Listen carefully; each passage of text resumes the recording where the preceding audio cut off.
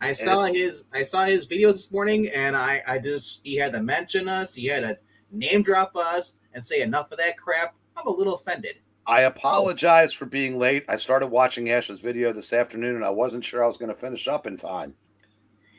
Yeah, I ate dinner while I was watching his video. That first 15 minutes.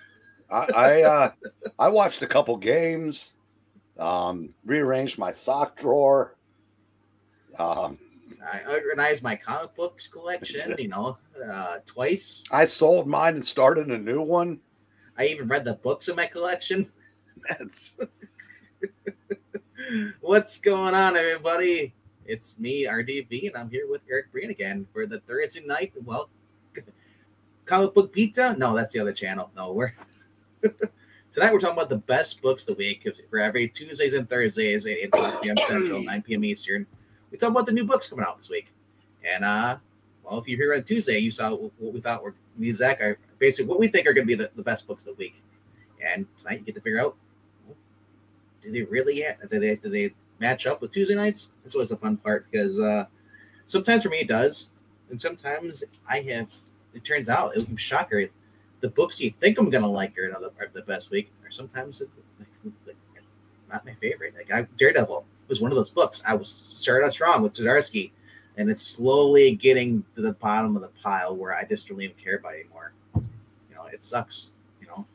But hello to Jay. He says, if you're not first, you're last. Comic Book replies back saying, if you're last, you're not first. I like that. Yeah. All right. That's deep. What's up, evil black cat? Always calling us motherfuckers.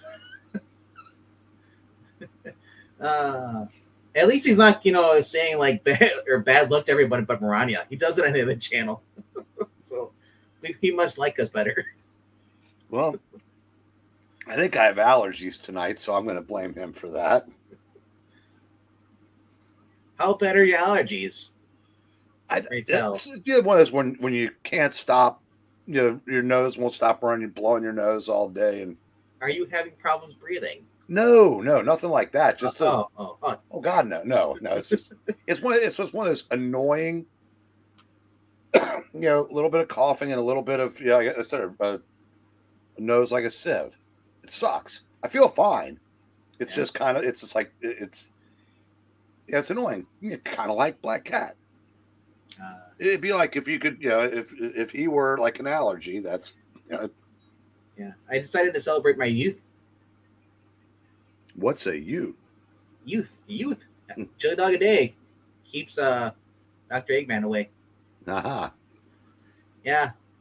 When I went out to Chicago, my niece wanted to go to the mall there, and she's like, "Let's go to Hot Topic." I'm like, "There's nothing there I really want." And I found this shirt, a little much more than I wanted to pay. As I'm older, I'm like, "Can I get it for $7?" Like you used to back in the day. Like I got pennies to get a $7 T-shirt. Gosh, what is a T-shirt at Hot Topic now? That's $15, $25, $24. I think is for normal. And then okay, I was expecting it to be even more than that. Well, band T-shirts, are like man. Well, I imagine it's $50 for just for a sweater. But I can imagine, so I think it's $24, and then you get like a discount. If you buy two, get second one half off, or buy one. Yeah. What youth? They're closer to 40. I said from my youth, not. Yes. All right. Enough about all these youths. All right. So I was talking to Eric behind the scenes. It is a short week for me. Hardly any books.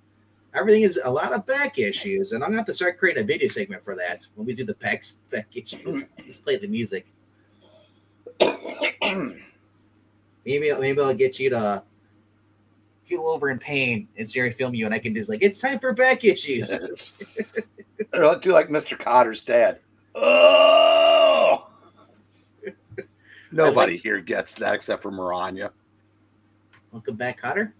Yeah, but it's from a specific episode where Freddie Boom Boom Washington gets full of himself, thinking he's going to get all these basketball scholarships and he doesn't have to study anymore. So Mr. Carter, challenges him to a one-on-one game. He goes, "If you beat me, you don't have to take the test." And it goes down to the wire. Freddie barely beats him, but he, the moral lesson is he realizes he needs to keep studying. So, but he started to make noises like his dad, and that was so. So that's a long backstory, literally, for something you didn't care what about. season? Which episode number? There was a difference. The only way you there can tell. There are people I've come across. They can tell me what season this episode's from. Welcome Back, Kotter was kind of like Three's Company. The only way you could tell it was a different season was by what stars had left the show. Yeah, who was the roommate? Who was because like I said, until John Travolta was replaced by Stephen Shortridge, they might as well have all been one big season. Nothing ever changed. Right. Same with Three's Company. Yes, it's just the roommates changed. And for anybody who's listening here now and maybe came over from Rumble, we thank you for showing up. I've been uploading the back issues. We're back. Let's see, back episodes of the channel here, putting some ratings up there, and it's been climbing in views numbers over there. So let's get ready to come up from Rumble. Oh, I'm sorry. Apparently, if we get like 25 subscribers over there, or 25 people following us on the channel, we actually can live stream over there. Mm-hmm. So if YouTube's ever down for any reason, we can little Rumble. But I'm not saying everybody here has to get a Rumble account. I'm just saying it's an alternative in case YouTube ever were to go under or become very authoritarian. But we love YouTube. YouTube, please don't dictatorship and just All right, where is Zach? That is the question. He's gone until usually half an hour and on Thursdays. Jay, where have you been? Till 9:30, he belongs to God. The clear sinuses make teaspoon a horse branish. Actually, if you just want to clear your sinuses, get that repel all they use for like animals. What's a sinus? A sinus? You said if you want to clear your sinuses. Oh, I didn't say sinuses. Now you got it right. Oh. You've heard it both ways. Well, I have. I've been saying things the wrong way lately because that was actual flub. But I've actually on purpose just started again doing the wrong way. You might as well lean into it. It gets more laughs. It does. Yes. Sinus. It rhymes with Breenus. Yeah, I'm surprised Rachel. Oh, wait a minute. I know why Rachel isn't here yet. Because Zach's not here. Oh my. It's been actually interesting. I've been experimenting with Rumble over there, and just because Rumble to me has always been like, okay, it's a political site. I talked to Captain Frugal, is a friend of the channel here. He's uploaded some games there. Check out his channel over there. Not many views. It was just surprising because he has good content. He plays video games. I upload the comic book readings, and we're up to 55 views already. It's been a day. Yeah, I watched his weekly thing. There no views. I said I like his stuff, but I think he's been throttled worse than E. Yeah, I don't know because he's the nicest guy in the world, and his sub count hasn't grown at all. His and Richard C. Myers never changes. But unfortunately for Cap, his got stuck on about 2,800. But by the way, what is on emojis? What is it when like the googly eyes are looking at you? What is that supposed to mean? Wait, when the googly eyes are looking at you in the bottom right corner? No, when you put up an emoji thing, it's just a bunch of eyeballs looking at you. Because side eyes, yeah, two eyeballs looking sideways. Yeah, that usually means like someone's just kind of like trying to explain it. It's like I used to know this, like all the lingo, some of that. I'm trying to think. I'll it's give you like, the context. Like awkward is what I think. Because when I got that from Rachel the other night when Zach was saying how he needed soup, and she goes, Zach, she kept saying things that would sound like a wife would say. So I typed in, "I now pronounce you," and I got the side eye from her. Yeah, like now Jay's what he just did right there. Let me see if it pops up here. Disgruntled in play. That's what I get when I look at that. Or old man who's just like, can we move on already? No, no, we cannot. Besides, Jay, you were hanging out with 7 old men last night. And this is the guy who's like, eh, it's a smirking kind of face. It's like when someone talks about you and you're like, saying good things about you. Jack Tripper would get this way. He'd make that face. Of course. No, By this time five minutes into the stream Jay went to last night, we were already looking at books older than all of us. Yeah, as long as you're able to open the book up, that's the problem. Some of those books, man. Yeah, that emoji, Marty. Yeah, that's what he's talking about. Yes, it's kind of like a side eye thing. Yeah. But or if you do like you'd use like here. I'll type it in. So kind of give an indication of this, how far new and books then you do that one. I believe that's the one, Mariah. That's the same thing, yeah. And then you do the opposite. Usually use those when you see those, underneath one another. That's usually because the way I've always replied, it's someone looking left, looking right, looking both ways. Making sure the coast is clear. All I know is I don't have that on my phone. I have a poor selection of emojis. It's not even, that's not an emoji. All I'm doing is just going into symbols on my keyboard, hitting the number symbol, and it's basically like. No, I'm talking about this. I don't even. Well, I don't have the side eyes or anything. Yeah. That's on iPhone. I don't know on Android. Android does. I can tell you what's on. I haven't had Android since the Samsung Galaxy 3. You know what's on Android? Nothing. It's the nothing of emojis. Yeah.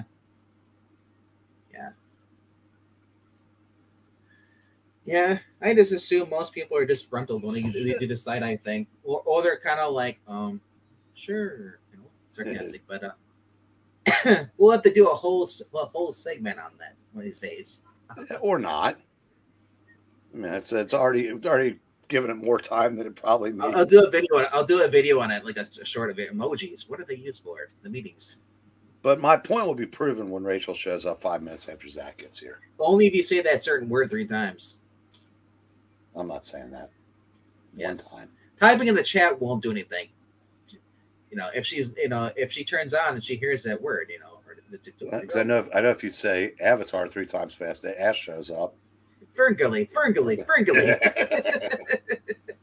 Pocahontas. Oh crap! What's Lauren?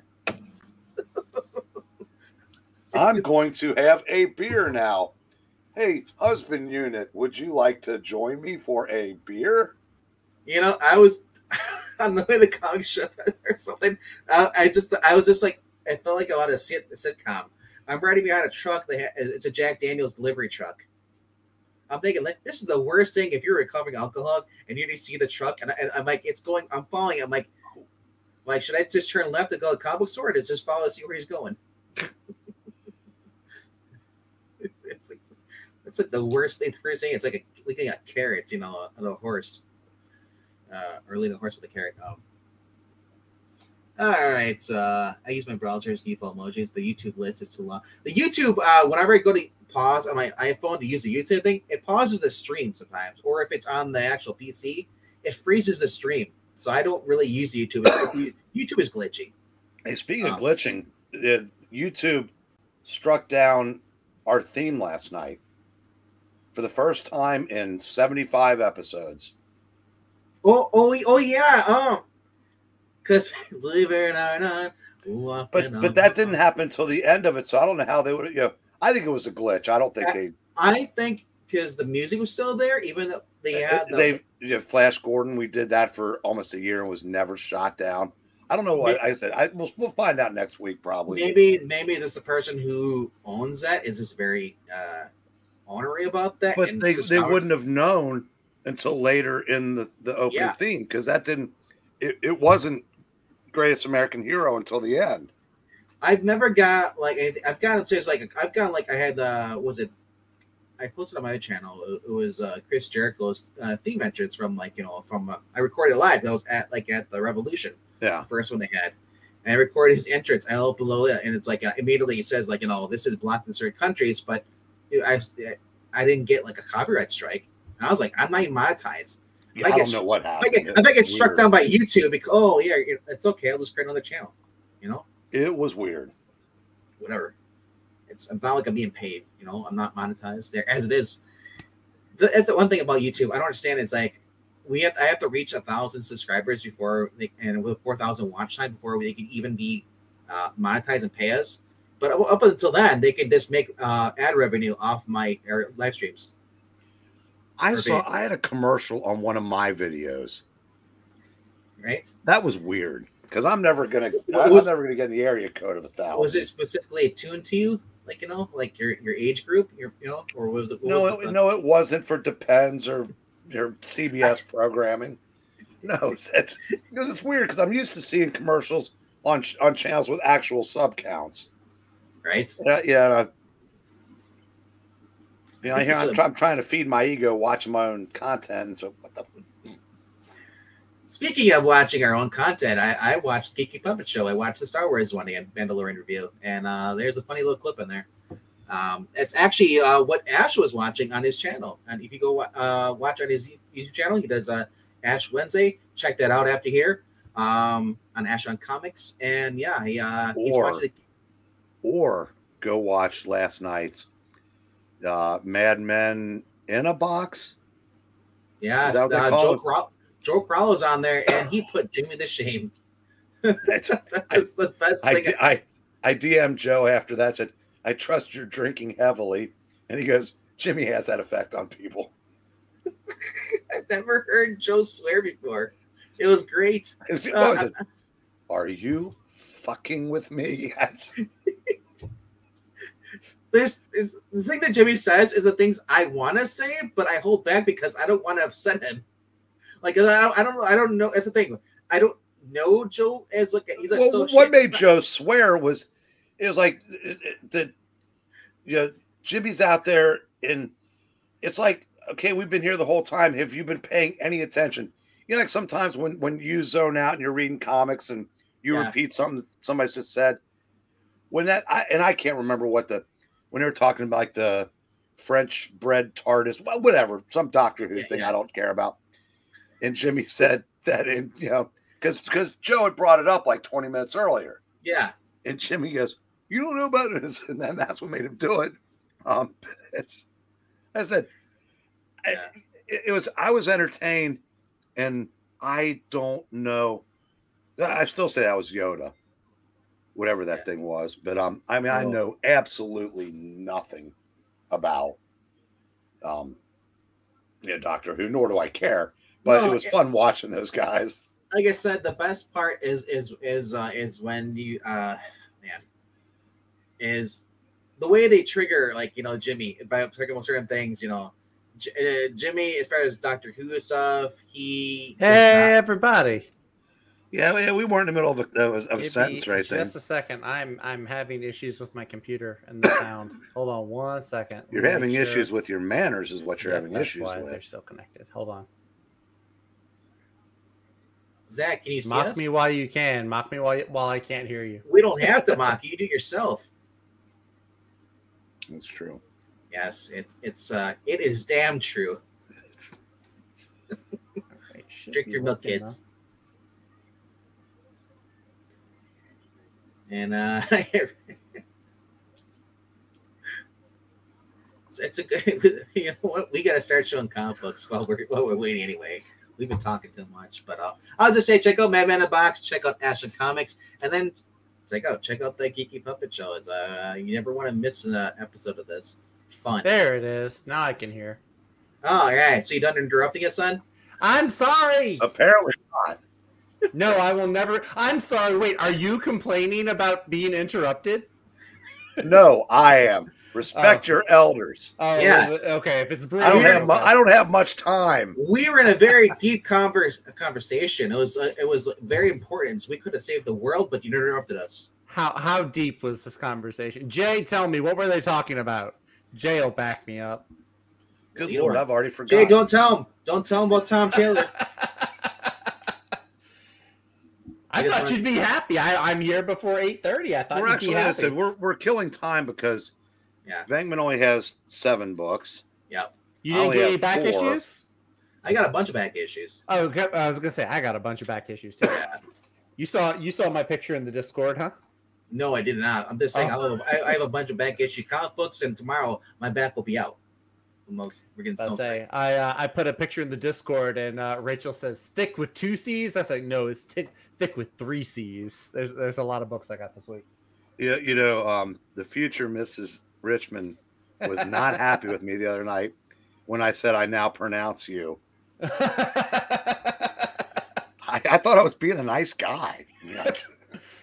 Well, we all, there are some people that think that, and then there's some people that are like, eh. Well, we're rooting for you, kids. I'm just saying. Yes. Sign a prenup. All right. He's got the nice clean shirt on tonight too. It's like a white T-shirt. Look at that. Oh, chili dog, nice. It looks professional until it's like lifted up. It does until you lift it up. Yeah, and it's like you see Sonic the Hedgehog. Yes, Phil's records. I don't have any because after 2 years I still don't have a comic book world shirt. I'm surprised you don't have a Planet Video shirt on. Well, I was going to wear a striped shirt there and go ref a game like Zach did the other night, but man, the 90s. It's not a referee shirt. I know that, but we got material out of it. Man, the 90s, watching Stallone and showing up in LA into what was that, Hollywood video? I'm more upset because I actually have to go buy a referee shirt now to wear for future material. Oh, that'd be awesome. Then I can show up in the middle of Comic Book Thunderdome, be like, time out. Penalty. You defended Tom Taylor. Nerdhead's going to let you on camera? There's never going to be another Thunderdome. There is every week. It's go by Nerdheads. Oh, yeah. I meant I'll go pop up and surprise Nerdette over in one of her streams.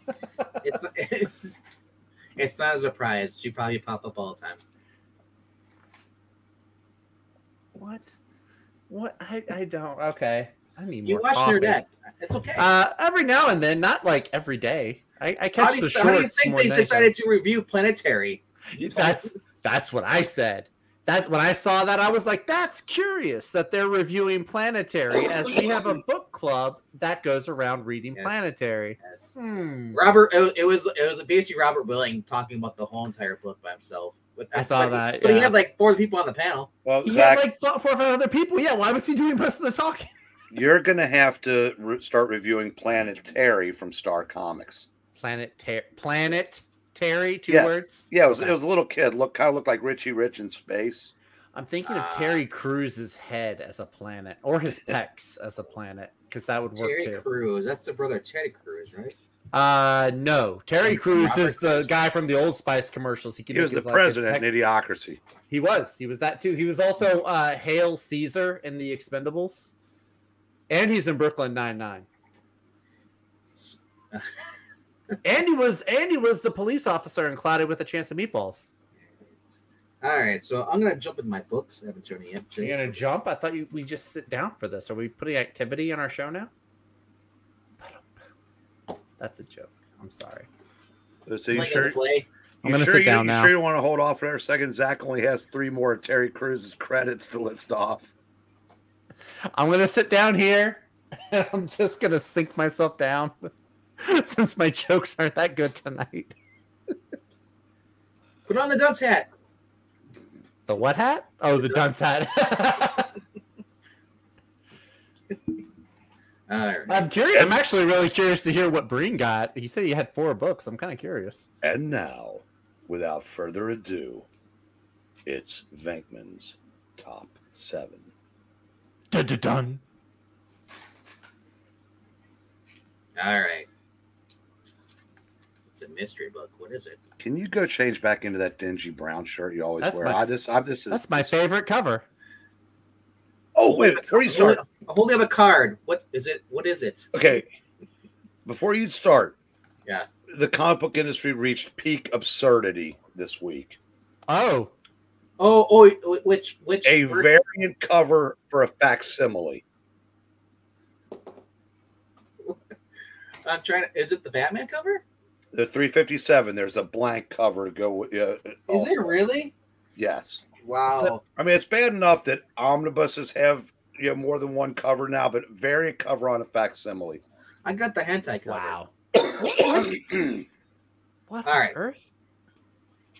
What do you mean? If you've seen the cover, you know what it is. All right. Please continue. Go. And Jay, there are no hoes here, so quit saying there's so many hoes. On with the hose. On with the show. All right. My number 7, Cherish. Wrapping up the story here with the Katana Collins here. Edited and packaged by Joe Corallo. Mentioned last night on the Mad Men in the Box. Yeah, Jimmy goes, oh, it's too bad you don't write anything anymore. Yeah, I don't want to ever hear that my takes are bad after listening to Jimmy. Jimmy he's off in his own world.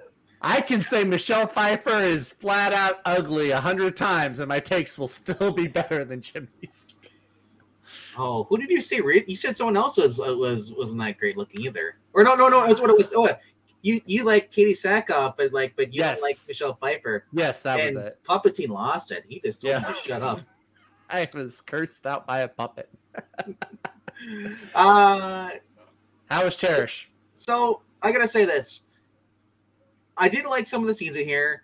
It was kind of a lackluster ending, but it's open. But it's an open ending left for continuing a new story arc if they want to. I blame the editing. Joe. I call him Joey. He can only do so much. Now this is the second book I've read by Katana Collins. The first one being the Harley Quinn, White Knight, which I think, in my opinion, is better than this. This was a little more serious. I'd almost like it better if it was a TV show. But I'm afraid if it got a TV show, it'd become like a CW show. But overall, like I said, I don't want to say it's mid. I want to say it's a little bit above that. It's a little bit more than mid. It's a little bit above that. But overall, man, I mean, I think the reason I don't like it as much because there's not. It's straight up serious. There's really no jokes in there. There's really no situational humor in this. Art's good. Otherwise, the story is pretty cool. It is what it is. But like I said, it's not the best. It could be better. But I don't want to nitpick and tell you what things they could do better this book. We'd be here for 20 minutes talking about it. But so you could have been talking about that the whole time while waiting for me to show up, is what I'm hearing. No.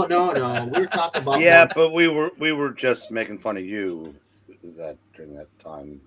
I understand. No, that's we figured that was time better spent. I understand. Yeah, weird. I would agree with you even on that. Number 6. Wrapping up this Vampirella versus Red Sonja.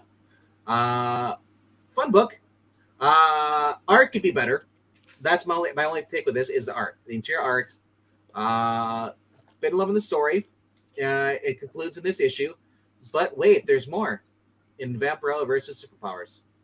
It'll be the next issue. It'll be the next series. Spoiler. It's in my top 4 this week. As far as Dan Abnett's best books, I'd say this might be average for Dan Abnett. I think he could do a little better. But that's fair. Yeah. Abnett did he did Immortal Red Sonja, didn't he? Or the Unbreakable one? Yeah, that was more campy, more fun, more entertaining. That was more entertaining than this, you would say? Story-wise, not art, but well, here and there. Okay. There were some issues that I did like, but like I said, this book's results, there's just too many characters. That's why I'd probably say that. I think, see if you agree with me on this. His Abnett's story might have had been a little bit more dynamic, no pun intended. Yeah. With better art. Yeah. Because the penultimate panel, I could barely tell what was going on because it was so hacked out, the double page spread. I knew what she was doing, but yeah, it almost looked like something that little Jimmy brings home from second grade and mom puts on the refrigerator. Yeah, like I said, that I wouldn't say it's worse than the Mortal Red Sonja art, but it wasn't good compared to what we're seeing at the bigger studios or what we've seen in the past of this. And I don't understand it because, like, well, even I was looking at the 2005 series. You could say that art's a little bit better, but not much. now here's something, and this may be a setup for the next miniseries, but basically the first 4 issues of this miniseries is building up the new girl, who has absolutely nothing to do with the story, with the resolution. Yeah, and she becomes a background character in a book she's starred in. It'd be like if Bendis had forgot to use Riri Williams in one of the issues of Ironheart. Would that be a good thing? It's basically the new girl believes out of everybody else trusts that Vampirella is not an enemy, that she wants to help, and then they go to help, and she I guess you could say she helps to change the tide, of what's going on. Helps, because she uses a burst of energy, and that momentarily distracts everything, the villain, and then allows Vampirella and Red Sonja basically to capitalize on it. I was reading the book today, and I just glossed over that. But like I said, she was supposed to, like, in the very beginning, she was like, is this focusing on her or Renzo? What's going on? I'm fine with that, because I said I like the character, so I'm sure she'll have something to do with the new series. But had this been Marvel, it would have been Ironheart over everything else, and Vampiro and Sonya would have been nothing, and then Ironheart would have basically saved everyone. Okay, there was one part I did really like when at first it looked like the whole Vampirella versus Red Sonja was going to be like 2 panels in the beginning of issue 5. Yeah, and then when the entity corrupted Vampirella, and Sonja goes, back to original plan. Die, demon. That was good. Yes. The fact that she calls her Damon. She doesn't even call her Demon. She calls her Damon because the translator's messed up. Yeah. Cool little ending. Red Sonja is now teaching class. They're all like in a college professor room. And she's got right on a chalkboard. She's teaching anti-magic. How it is. It's like sword, kill. Pretty much. I enjoyed that. It was a fun series. Yeah. Like I said, I wish it had a little better art, but that's a minor complaint. I mean, I give it like 3.5, almost 4. But we're around 4. It fluctuates on what I have. Like I said, the art was the biggest drawback on this.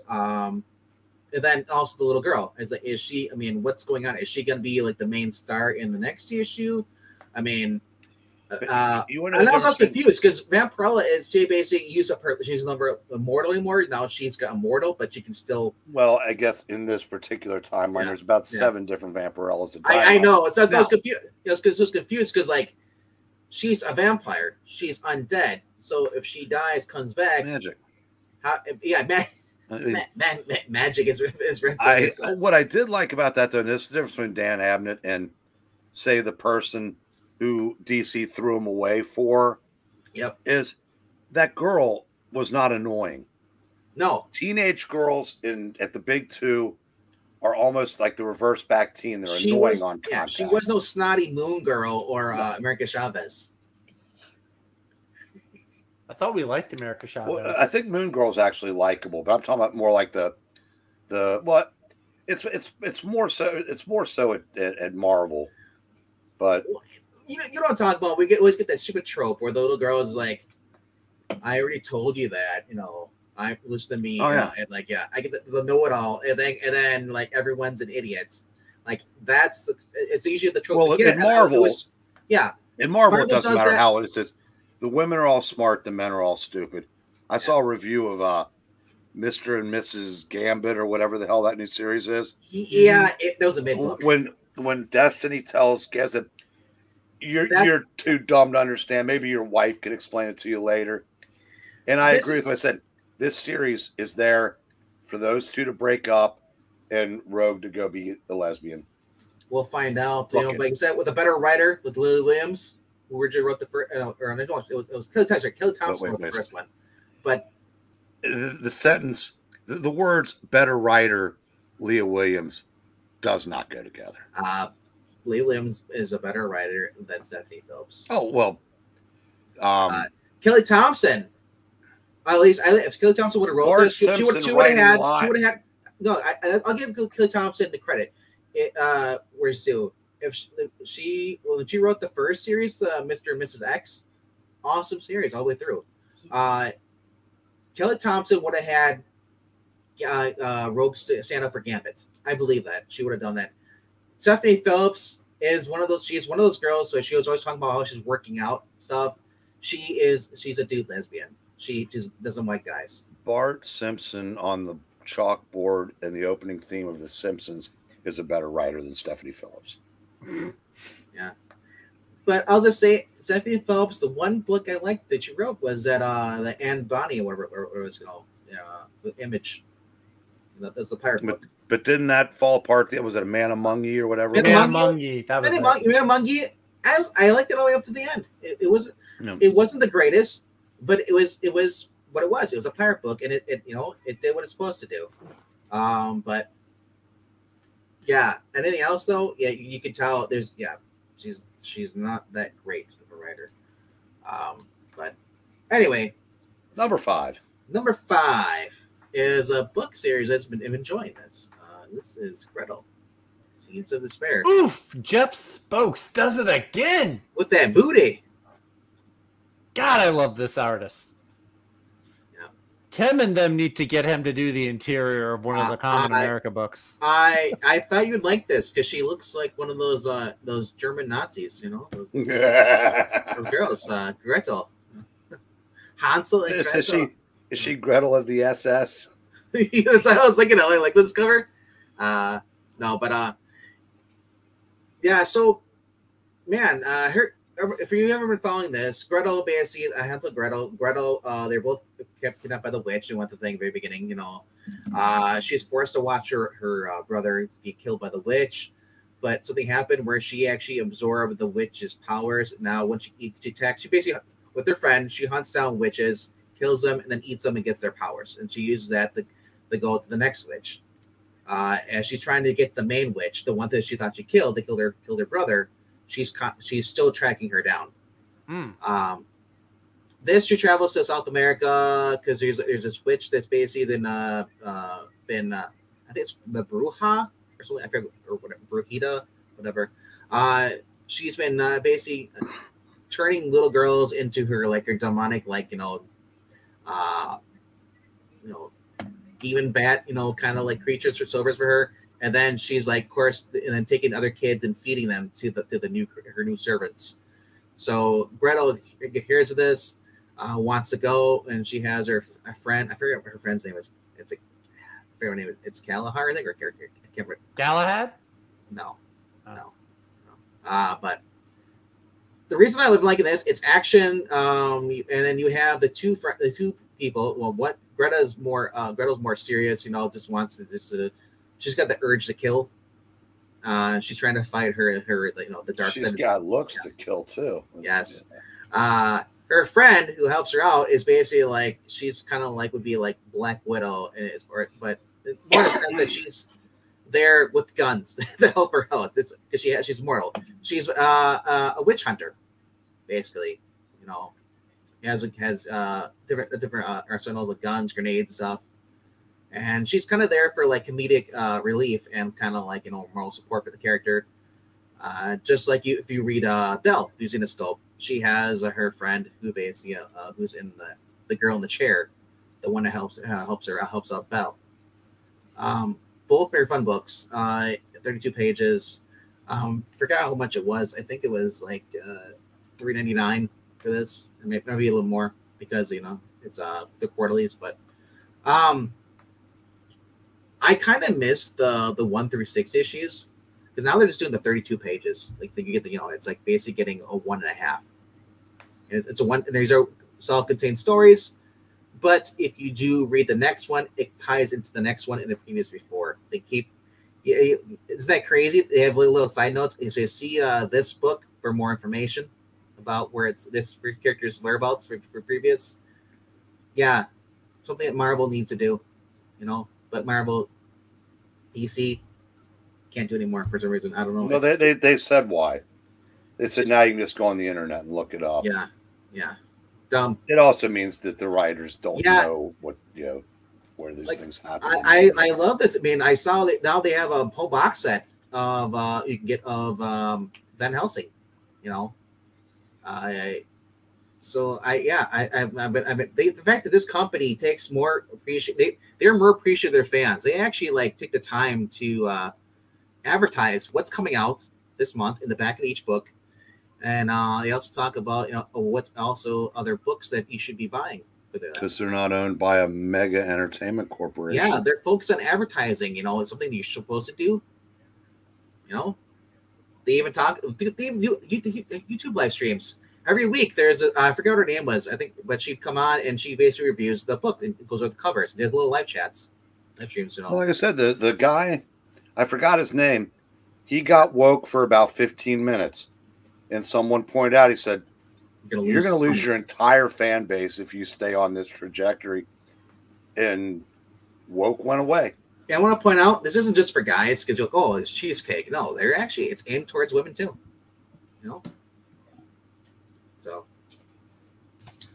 all right. So my number 4 this week is it's a book that I didn't know if I was going to continue it because I haven't really liking where it's going. It's been in the Elseworlds mode lately. This is the new Batman. I got the only thing that's like Joe Quesada's ever been good at cover art. Joe did a great job of putting Marvel back on the map, other than Spider-Man. Yeah. 133. This is Batman 133. Man. So basically, what we left for Batman is basically, and this is kind of that's his aimed at every reader. Thanks, Justin. Thanks for showing up, man. Nice to see you here. Yeah. So Batman is in Elseworlds. So he's in a different universe where the Bruce Wayne was basically finds out he was murdered. And this issue is him building a costume, kind of like we've seen in what was that, zero year, I think it was Scott Snyder, where he lost his stuff, he had to build a costume. And oh my god, it actually took a turn. When I first saw the costume, I was like, it's okay. But when he starts actually using it, like there's a scene here in the very beginning. This universe's Riddler. He wears red and he has a question mark and stuff, and he works for the Arkham Asylum or the new thing, and he's torturing children. And then we get to see Batman in his new costume, and it's kind of like, okay, it's a new thing, and he just beats the shit out of the Riddler, and it's almost like a Batman Year One kind of like thing. The helmet he's using, he fabricated. Mm-hmm. And the thing that's really cool about this though, because remember they had to kill off like Alfred. Well, Alfred's in this universe, and he has a heart-to-heart with them. But there is one really cool beat scene here, and if you haven't read this, stop now. I'll come back in like 5 minutes. I'll be done with it. But Harvey Dent is pretty much alive in this. Instead of becoming Two-Face, he's been doped up with the Venom, and so Batman basically comes out, confronts him, and you can see more of Batman's kind of how his face mask is. And they've never seen Batman in this universe, and basically you get to see it against him, and he just basically beats the shit out of him. It's like, and then he said he doesn't do it to scare Harvey. He just scares the GCPD that's working with Harvey Dent. So that was kind of cool. And I love the fact that it's in the rain too. And then of course there's Selena Kyle in this universe too. But can you trust her? But overall, like I said, it's surprised me. I'm probably gonna continue with this. Gonna keep going. I know Skip wasn't really enjoying it either. I'm hoping this turned the issue around for Skip. But man, if he's lucky in the other way, if he didn't like it, he can drop the book. He's saving money. Where I'm like, damn it, I gotta keep buying it. But overall, yeah, it's a fun book. I give it a 4 stars. It's been one I've been actually been like in opera. Now there's a back issue, a story here with Tim on a different universe. He's been trying to find Bruce. He runs into Jonathan Kent from that universe, and it basically defeats Toymaker. But yeah, it was overall, it was basically like I got to see Batman creating a new costume and beating the shit out of it and basically becoming Batman again. It's like watching Batman Begins when they first see Batman and how they react. I kind of like that reaction because I feel like, oh, everyone doesn't. No one's really scared of Batman in the main universe. That's true. Harvey Dent's like, oh, it's just Batman anymore. I don't care. Used to be. Yep. All right. My next book is a book I've been enjoying. Number three. It is the book that basically, I guess it's the best Batman book out being made today. And it's by a guy who's writing it for the first time. I Am Batman. That's Batgirl. So is that the lecture variant? No, this is Silvestri. The only thing that was really weird about this issue is that he has Batgirl in there, Barbara Gordon in there, and she's wearing the Burnside uniform. So yeah, I didn't like that. I didn't understand because it's not the real continuity. Yeah. Batgirl should have been taking a better advantage of Mark Silvestri's ability to draw hot women. Yeah, she should. I mean, but she was an adult dressed like the little girl Batgirl. It was weird. That's the issue with this costume. Because that costume, whenever we see her in the Burnside costume, she's always like 16 years old. Yeah, but she was certainly not in the book. No, she was clearly like almost 40 years old in this. Yeah, at least maybe not that old, but she's like late 30s, mid 30s. Nah, probably. I think they probably set her at late 20s. Enough where it basically there's a scene where she comes across Joker and she's upset that her dad's been kidnapped, missing, and the Joker abducted him. She believes it's the Joker did it.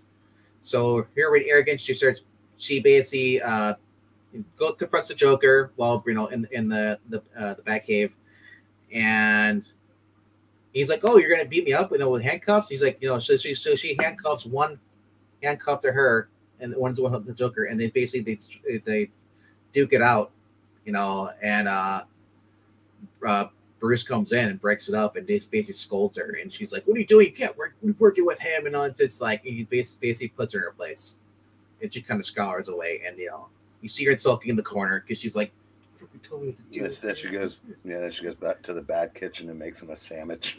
Yes. Yep. Why can't she be like Ace and just be happy all the time? Just be quiet. Be man's best friend. Yeah, now, Zach, are you reading this particular comic? No, I am not. Yeah. I gotta say though, even though she's wearing the Burnside costume, so those drawers are pretty nice. I actually don't mind the Burnside costume. I know some people didn't care for it. Yeah, I would have rather seen her with the black and the gold gloves, gold boots. Well, I say I for 30, 40 years. Yeah. Well, I'm sorry, 20 something, I guess.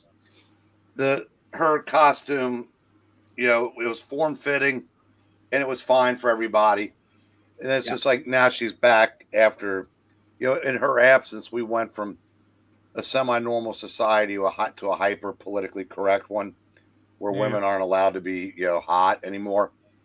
Right. So, but I mean, I said if you go back and read like the old Batgirl backup features, there's actually 2 omnibuses worth of them. Yeah, the costume was fine. All right. I mean, she didn't show any skin; it was just tight. No, but I said before they went to New 52, you saw her in that costume they had, the gold boots and the gold gloves. Well, she had that from 1967. I know, but I'm saying whoever was drawing her in the mid 2000s I was like, dang, cheesecake.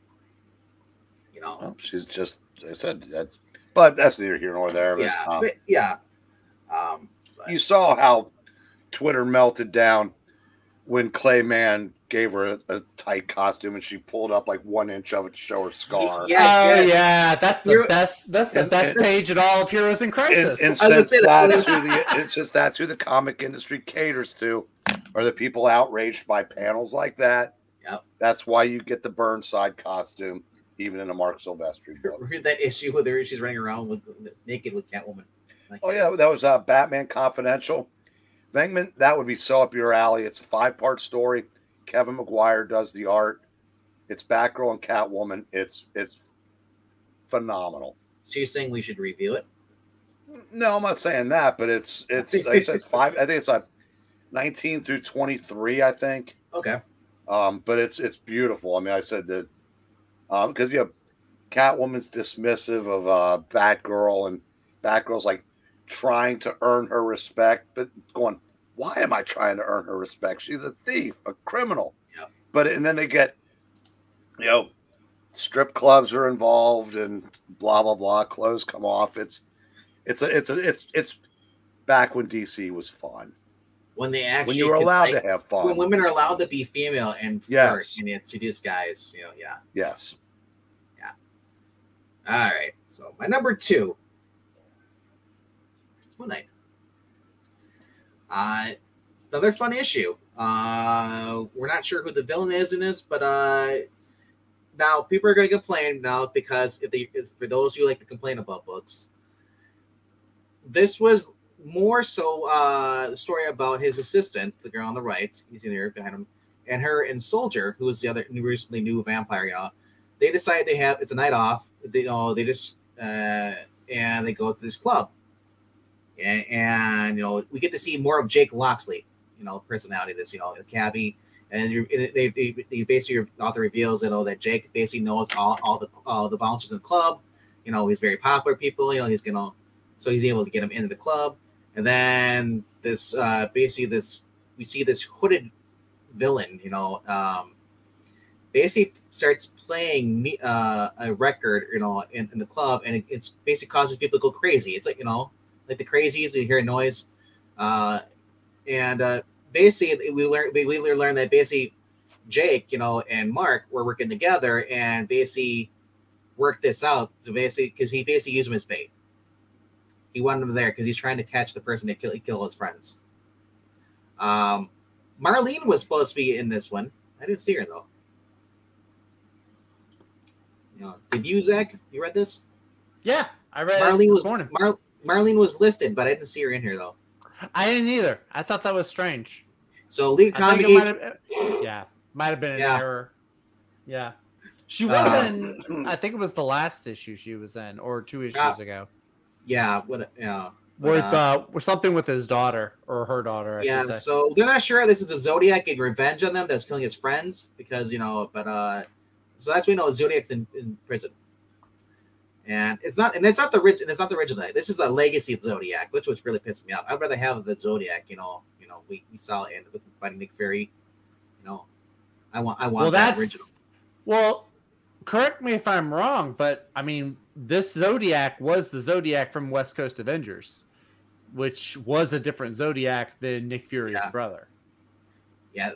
So I know. I want Nick Fury's brother. It wouldn't make sense to have Nick Fury's brother in a Moon Knight book. Why not? He's a villain. Yeah, but there's no Nick Fury. OG Nick Fury isn't around. It's his son or his illegitimate son. It could be his son. Could be his son's brother. I mean, maybe Nick Fury had Senior had 2 sons. Who cares? It's retcon. Who cares anymore? But anyway, basically, it's revealed also that because he knows Blade. Moon Knight does. He was able to train his assistant, basically how to use her powers and stuff. And so that came into play. But like I said, if I was a black pill, that'd be my own nitpick. Oh, it's all about the girl. It's less about Moon Knight. But it's only one part of the story. It's not all about the girl. It's all about the boom. Yes, I know that, baby. Yeah, so I said unenjoyable. Oh, never mind. Maranya says Nick Fury's brother was Scorpio, not Zodiac. Yeah. Well, he's part of the Zodiac Club. They're yeah. But anyway, that's my number 2. You can guess my number 1 is. My number 1 is an awesome book. It's just been my favorite. I've been enjoying it. It's maybe a little bit biased, but it's never done me wrong. And we get to see an awesome Jay Garrick defiant in the end. You know, he's being held hostage, being tortured, and just defies all odds. Just everything here. Iris, you know, now I would say Junior, but we called her, you know, she's basically we call her Ira, but she comes. Is that who's on the cover? Yep, that's his daughter. That's Wally's daughter. How has she been aged up a little bit? She looks a little older than. Well, she was how they were in. Do you remember Mark Wade's story? How they were like 7 or 8. They explained that what happened was them is they actually because the Speed Force in them, they were accelerating. That's what the whole thing was story with Mark Wade. He was trying to find a way to help stop his kids from basically aging too fast. Yeah. Now, how old is she supposed to be on the cover here? I think she's about 14. No, not 14, but like 13 14. To 12. I would have said a little bit younger than that. I would have said maybe like 10 or 11. I think she's 12 because her brother is a little younger than her. They're twins, aren't they? Are they twins? I think they're twins. Were, yeah. Well, regardless, though, I think they're about 12. I don't think 10 to 12. And like I said, so basically she gets to help out her dad, you know, and her job was to protect everybody. It's, you know, that's basically you can't use slower like all the other superpowers, like because the villains, the Mad Fractions villains, aliens race, they use people with meta-human powers, basic abilities like the Speed Force. They use them as batteries for their ships. So she was protecting Superman, her brother Jai, and you know, just you know, she proves her worth here. We learn about what happened to Wally.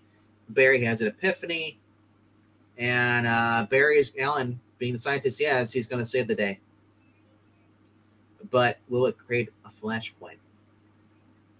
Why would you say that word? Why would you say that word? It sounds like Tom Taylor's going to have a lot to clean up when he gets there. Like I'm saying, Barry was the one who created the first flashpoint. Why wouldn't he create the second one? But here's the thing.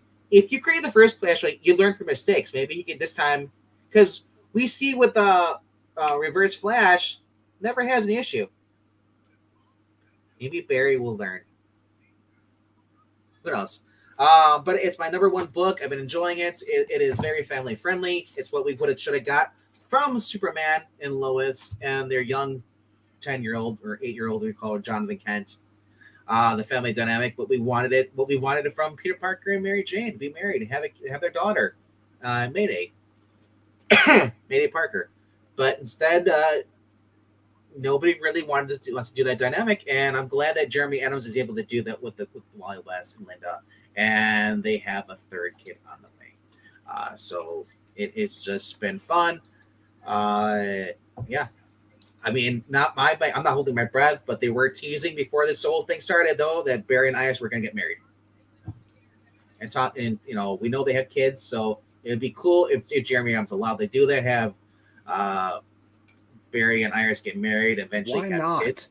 Yeah, they were married for decades. Yeah.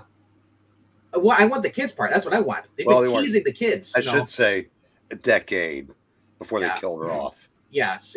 But I mean, my whole thing is like, I want them to have kids. Now, and also people are like, well, we don't want to age up the characters because then, you know, the kids and they're going to do this. And it's like, well, no, we saw what we could do with Super Sons. It works. It's as long as you don't let people like Bendis and Tom Taylor touch them. Look, you can have sore ass with comic book children. That stands for soap opera rapid aging syndrome. Yeah. That's when little Danny goes off to summer camp and comes back a doctor. Yeah. Because, you know, it has to work that way because we saw this on actually the Flash TV series. Joe West's daughter, we haven't seen her for 3 seasons, is now like 14. She aged like tremendously, and like I love how Geek Show Joe is like, man, talk about the most strictest parents, Joe West and Cecilia, like, you know, we haven't seen her for 3 seasons. She must be locked in her room forever. We saw her when she was born, and that's it. That's not as bad as Philip Brent went up the stairs to get his skis in 1972 on All My Children and never came back down. Right. But if he had, I bet he'd have been a lot older. All right. All right. Now we're going to go to my favorite part here. I'm going to do my back issues. Wait, so why don't you let us do our new ones and then we'll all do our back issues? Fine.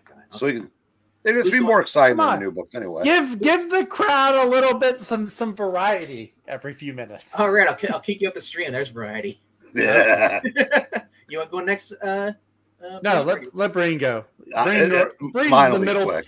He's the best part of the Oreo. He's all right.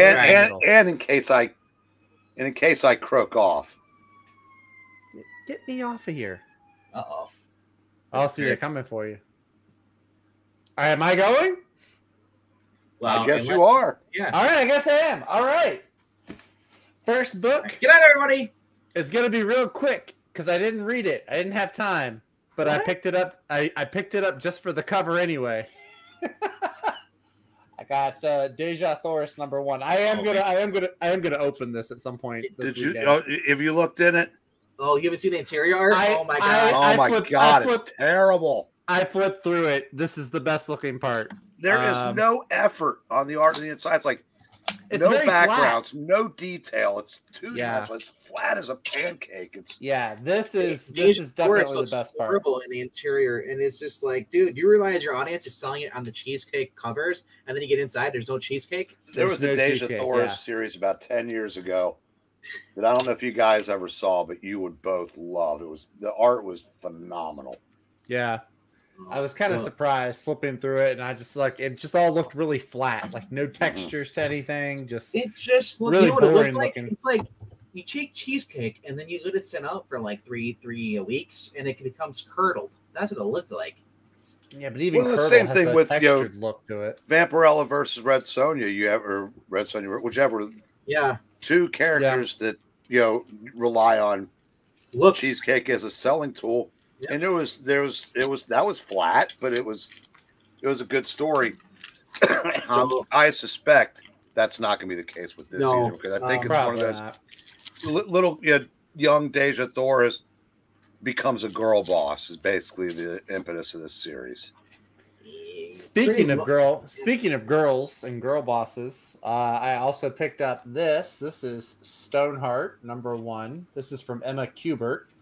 At Image Comics, and this was an interesting book. I want to go back and reread through it. There's a lot of exposition in like the first half, but I enjoyed it. She's got this whole fantasy world that she's mapped out. The main character here, her name is Shade Whisper, and she gets exiled from this exclusive order of warriors and sorceresses, and she just lives life as a normal blacksmith girl who doesn't really know what she's done in the past. So I liked it. The art is it's a lot like a sketchbook kind of interior, but I liked it a lot. I like the art. I like the color. I think it worked a lot for the world. So yeah, I'm looking forward to reading more about this. I thought which one of the Kubert brothers is her father?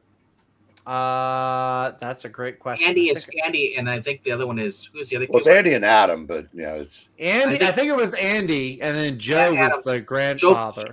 Joe's grandfather. You do realize this might be a first in comics, a third generation creator. I don't know that there's been any. I know there's been two, obviously, but I can't think of a 3-generation family. I can't either. I read that about her. Yeah, I'll ask Mr. Corallo. I just thought it was really interesting, and plus the fact that she's writing and drawing and coloring, like doing everything, the whole book. She's doing all herself. I really enjoy. I thought that was cool too. So I was like, let me give it a try, and I liked it. I like fantasy stories, so I thought it was pretty cool. Very, very nice. Yeah. Next up. I was surprised by this. Batman 133. I also got the Joe Quesada cover. I told Vinkman the other night this didn't even make my top 5 on Tuesday because I was kind of getting tired of the Elseworlds shtick. This one kind of turned me around, though. There was some stuff in this issue that I really, really liked and enjoyed, and I've been having fun just like thinking about like where the story could go. I think that whoever Red Mask is, I don't think he's a typical Batman villain. I think he's a Flash villain. So which I think is interesting. If this ties into Flashpoint, maybe, I don't know. But yeah, there's that scene where he's having like the heart-to-heart with Alfred. I also like that Chip Zdarsky pointed out that Batman does plenty as a social justice advocate. It's like, shut up. I don't need to give more money away. I do tons of stuff already. Yeah. I'm a multitasker. I did get a good chuckle out of that because there's like this little orphan girl, and she's like, yeah, the Bruce Wayne on this planet gave all his money to charity and was a social worker. And He's Bruce like, I do both. I did that on my planet. What's your point?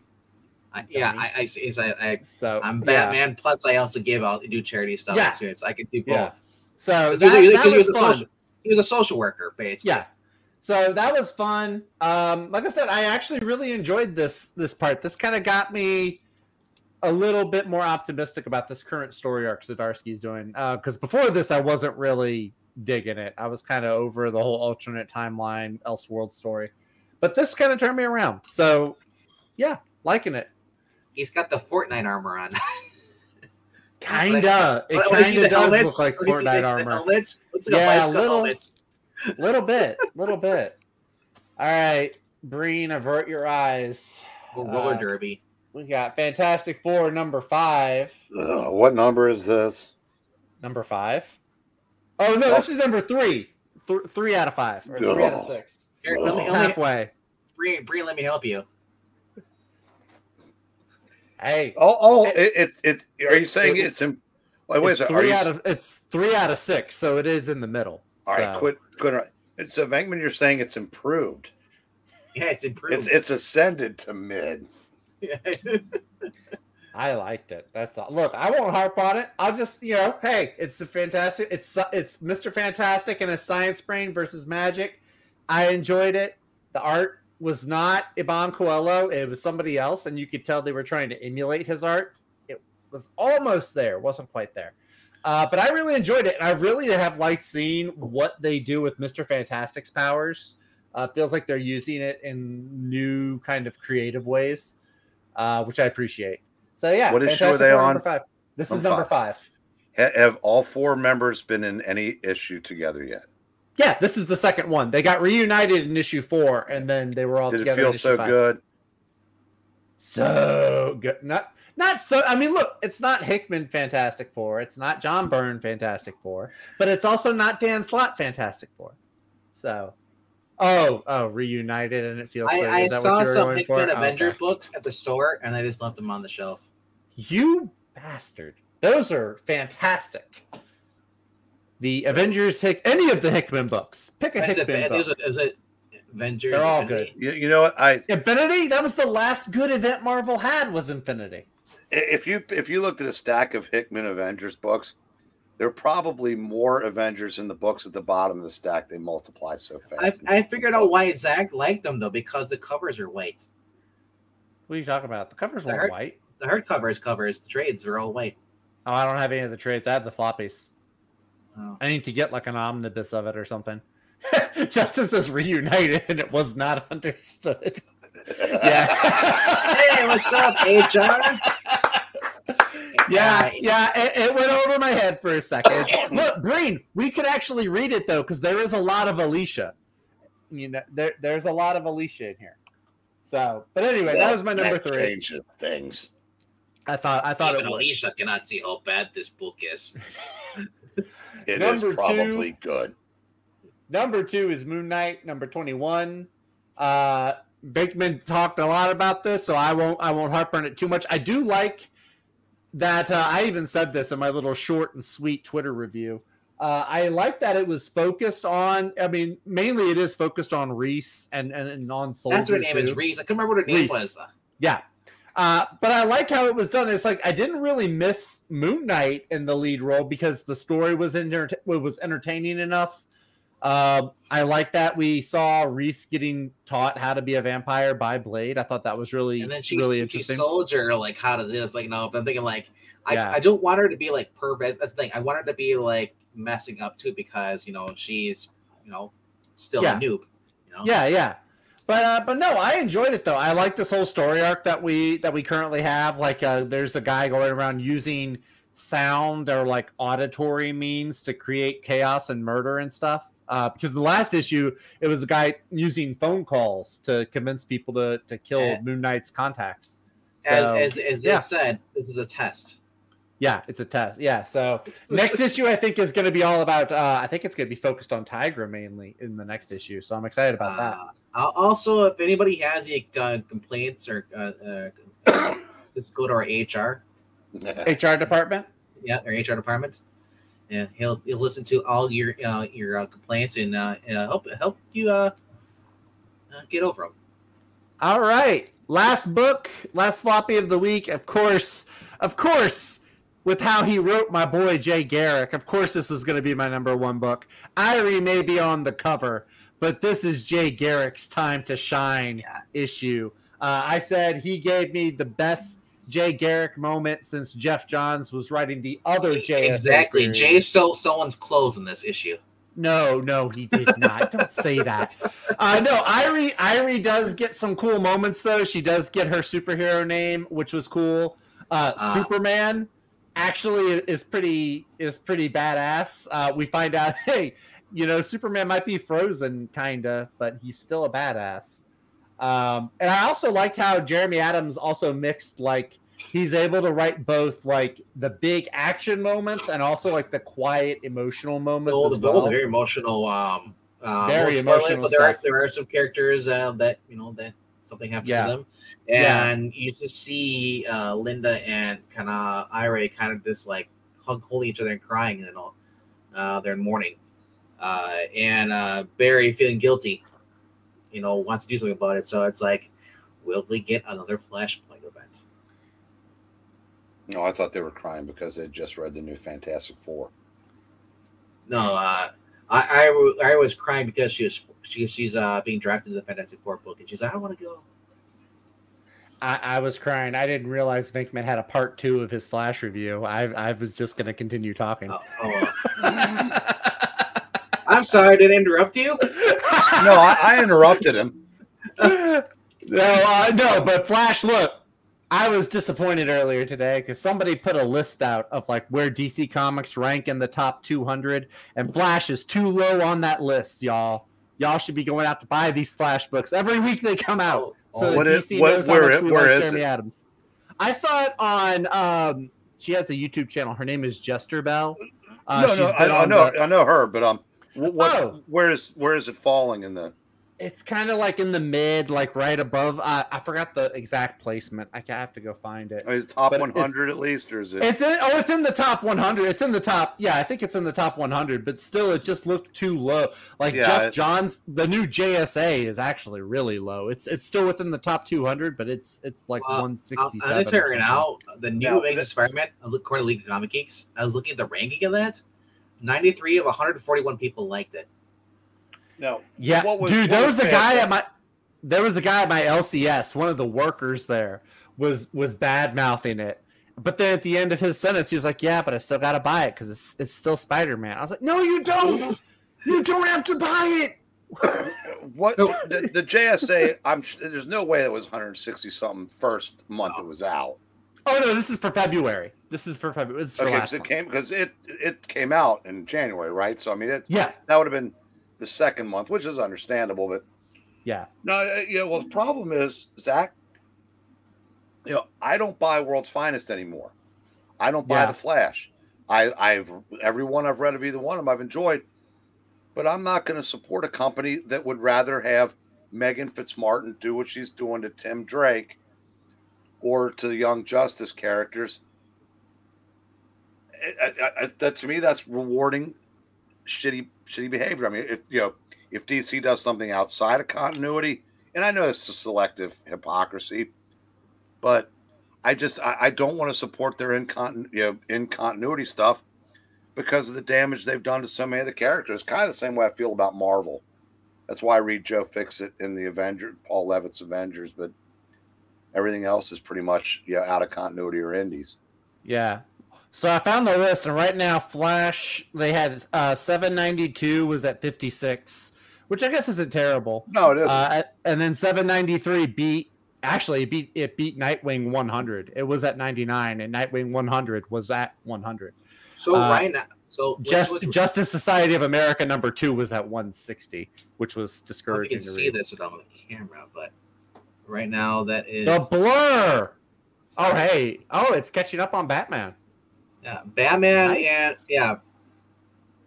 Okay. Batman's at 50%. The Flash, this issue is at that, followed by Ventures. This is basically what people are picking right now for the pick of the week. Yeah, Batman at 50% coming in, 14% it's the Flash. Then you have a 10% Ventures of Superman, John Kent #1.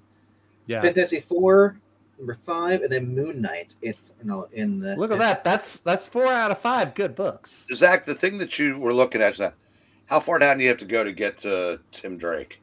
To get to which issue was that? What does it matter? Hang on, let me see if I can find it actually, because I wasn't even looking for it. I'll look for it and let you know. So I'm not surprised though. Batman by Zdarsky is becoming like the most pulled book always because it's Batman. Well, Batman and Amazing Spider-Man are always going to be at the top. For the most part, yes. But I went by the pick of the week, and Amazing Spider-Man is in 5th place. Apparently. Let's see. I don't you know what the whole reason this list was on here was because Tim Drake didn't even make the top 200. That's why. So I heard it's selling like 2,000. But it's not only does Tim Drake have to be Megan Fitzmartin's version in every other book. I mean, they can't mention it, but if they do, he's got to be, the new Tim Drake. I bet he's gay on every multiverse Earth. Guarantee it. I mean, no chance he's not allowed to be. Didn't they have the Titans United that was based off the HBO show? I actually stopped reading that. And I know they retconned sexuality in that. Yeah, in the show, they did. Yeah, Titans United, and not in the show, but in the comic book, it actually didn't show Tim kissing Bernard or any of that stuff. No, but he did send a selfie, like an ab selfie to Bernard, though. I saw the clip of that. Are you talking about on the show? I'm not talking about the show. Oh, okay. Titans United is not the show. I know, but it's a comic book. It's the same lineup, though. It's the same lineup, and they advertise the show, but we have proper looking Starfire. Same with Black. Her sister, Blackfire. Yeah. Tim is pretty much he's not hetero, but he's not. He's basically like they don't mention any sexuality. And that's kind of like comic books. I don't need to have. Well, no, I agree, but but I'm not. I'm just saying. Yeah. It's anybody who goes to read that comic book and like, oh, I'll check out the show. They're like, what the hell is this garbage? Because the book was great. It was almost going back to the original Teen Titans lineup. Changeling and Raven are an item. You had it right the first time. Let's show our elder some respect and let him finally show off his books. He's getting old, waiting to show off his books. I'm getting younger. I really wish I had one of Pixel's for this, but it's not the same. I said, yeah, right. Oh my god, it scared me last night. He just showed off his hands on the screen. Oh, I know. It's and the Madman with the box. I think I missed that. Yeah, well, some character had just these giant fingers, and Pixel goes, "I'm waiting for Breen to say something." I looked up because I was actually not paying attention. I said, "Good God!" and I said, "Oh crap!" All right, so I picked up 4. This one doesn't really count. I mean, I just bought it because it's still around. You guys will like the cover at least. Hey, of course, man. Cool. But nice. they've actually survived almost 40 years, and they're one away from 200. They've never relaunched. And it looks like for the 200th anniversary, everybody that's all the villains from the 200 issues have come together to take him out once and for all. Very cool. If that was Zenoscope, they'd have cosplay covers. Or Linster covers. And they don't do variant covers. Probably can't afford them. Nice. Number 3, Vampirella Red Sonja. I think we've talked that to death, so that's Now that 6-pack though. Yeah. Well, she carries a giant broadsword with her too, and she's constantly fighting against people like monsters. Number 2, and this was close. I gave the nod to Batman the Joker, but Red Zone. Oh. Cullen Bunn. Wow. And Mike Deodato. It's basically this guy that teaches like Russian history and is kind of like an authority in all things Russian, is asked by some, I guess, special ops guys. They want to extract a former Russian ballerina out of, who I guess has been also a spy, out of Russia. And they ask him, and she's requested that he come with them for the extraction. So, and they were involved at one point in their life, and they go over there, and they meet at a restaurant. She introduces him to her daughter, and he goes, "Is she?" And she goes, "No, it's not." He goes, "It's not yours." But apparently they, obviously they were involved at some point. And then all hell breaks loose. A bunch of special ops people break into the restaurant and basically kill all the team that brought him over. And the ballerina is killed, but the Russian professor and the daughter escape. And they're in this alley. And I guess something comes back to him. He punches in this number sequence on this wall because he remembers from decades ago. And I mean, it's a little hokey, but it goes into this like room, like a weapons cache. And the last panel, you think this guy is just this, nice professor guy. At the end, he's like cocking this giant gun. And she goes, what are we going to do? He goes, "I'm going to get you the hell out of Russia." And it looked like something like he goes from Wally Cox to Schwarzenegger all of a sudden. But now, is this a movie pitch? Absolutely. I can't tell if that's Bryan Cranston or Anatoly. But it was very good. I said, I'm not particularly a fan of Cullen Bunn, although he does seem to do better with indie stuff. Yeah. He does better with horror too. But this was a fun read for everybody that wants to pile on Greg Land. Mike Deodato does his share of tracing too, but that's neither here nor there. Yeah, I'd rather have him tracing than people drawing crap like the Deja Thoris. But anyway, I recommend this. Sure. Nice. Check this. I think you guys would like this. Yeah, no, I like it. I like that cover. It looks like a movie spy poster. Oh, everything about it is make a movie out of me, please. But I don't care as long as the comic itself is good, and it was.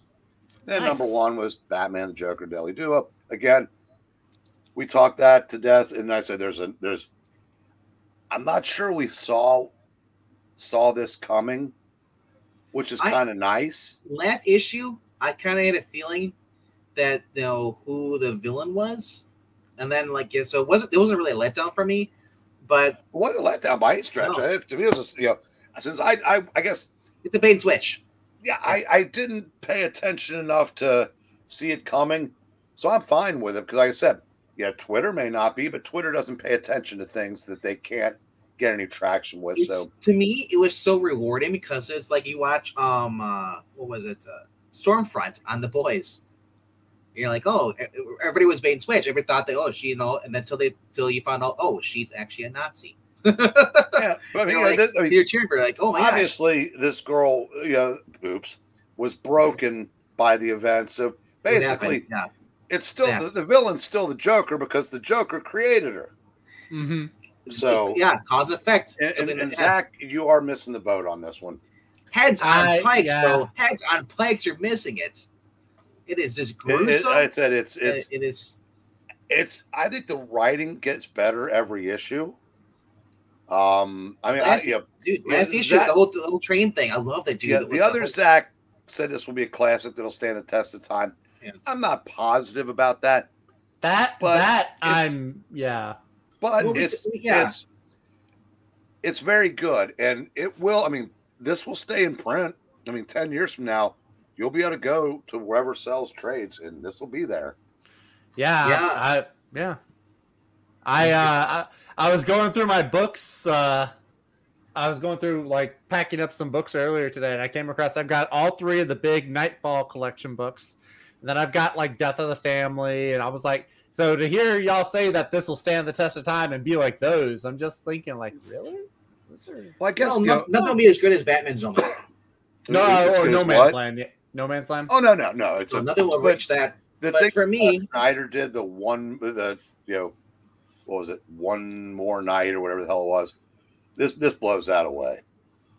Zero Year is I like that. That's this is up. Well, I'm not talking. This was like it was a 3-part Prestige storyline. Where he was walking around with the Joker's head in a like a lantern. The last night, whatever the hell that was. Which I thought that was terrible actually. I put this. Your mileage may vary on what you thought of 3 Jokers, but I think this is in that territory. Well, that's the thing. Most people who are current readers now are going to know 3 Jokers in this story. They may have read No Man's Land will always be talked about, but the smaller stories like Contagion, some of the other ones, Blood, Rain, whatever it's called, those Elseworlds are kind of they're gonna go away. Yeah, they're gonna be hard, because there's so much to choose from. But Zach, I guess the best way I could say how whether or not you should get it is that I got it. Not that I'm any authority, but I am such a tough sell for new comics. That's true. If I buy some, I should at least let you. Like I said, I can read anything I want all day long. Nobody cares what I do out there. I've learned that. That's what MK said. He said, "Why you can just read it for free." And so if I actually plunk down, even at my discount, and show it from home, which means I bought it, I said that's it. That should at least give you something to think about anyway. There are people who don't even know what Gotham by Gaslit is. When the movie came out, they may have just go hush. But now it's been so many years since those movies come out. Unless you're a huge Batman fan, you're gonna go back and watch those animated movies. They might discover those comic books and the stories. Quarter owls will always be big though. That's another huge one. If you want this stream to get into double digits, putting a prettier face on the big portion of the screen might be a good start. Yeah, I just noticed something. Yeah. No. I said a prettier face. Oh wow. The next book I might show you might get us canceled. You want cheese, and I got some cheese. But I want a cheese. I want a grilled cheese, a cheeseburger on a grill right now. Speaking of burgers, Ash Metz drops to me in his video, talks about the McDouble, how the price has gone up. $3.19. That's what's gone up for me. It used to be $1. Now it's now $3.19 for McDouble. Well, the McDoubles were $2. They've gone up basically from $2 to $3.20. Yeah. $1.20. Yeah. Hey. It sucks. Yeah. And so anyway, this is a book that did come out this week. It's a facsimile. This is the Batman 357. That's what you meant by hentai. Yeah. Suddenly the Squid, and I didn't get a chance to flip through it though, but it's $4. It's a little thick, and it has a newspaper print, which is nice. I love the fact they're using the original paper that they used back then. I don't know if it has the ads in it or not. It's probably not. But maybe, who knows? It's $4. The other ones have That's a good question. Of course, by that thing, the ads weren't that.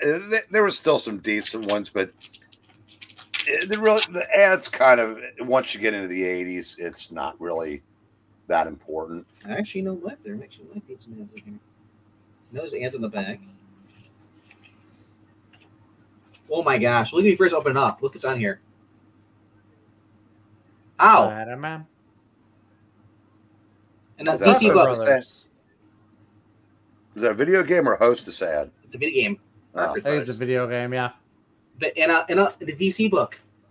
Oh, I've seen that. That's through weird. the years. Yeah. Yep. There's a lot of Capcom as like Marvel versus Capcom in DC books, and vice versa, I guess. But, well, it's to me, this feels like the books I got in the '90s. You know, I don't. To me, that's what newsprint is. And because this would have been 1983, I think. Yeah. So yes, 1982. 82. I know it's right around there. Because this is Mattel. Yeah, here it's 82. Okay.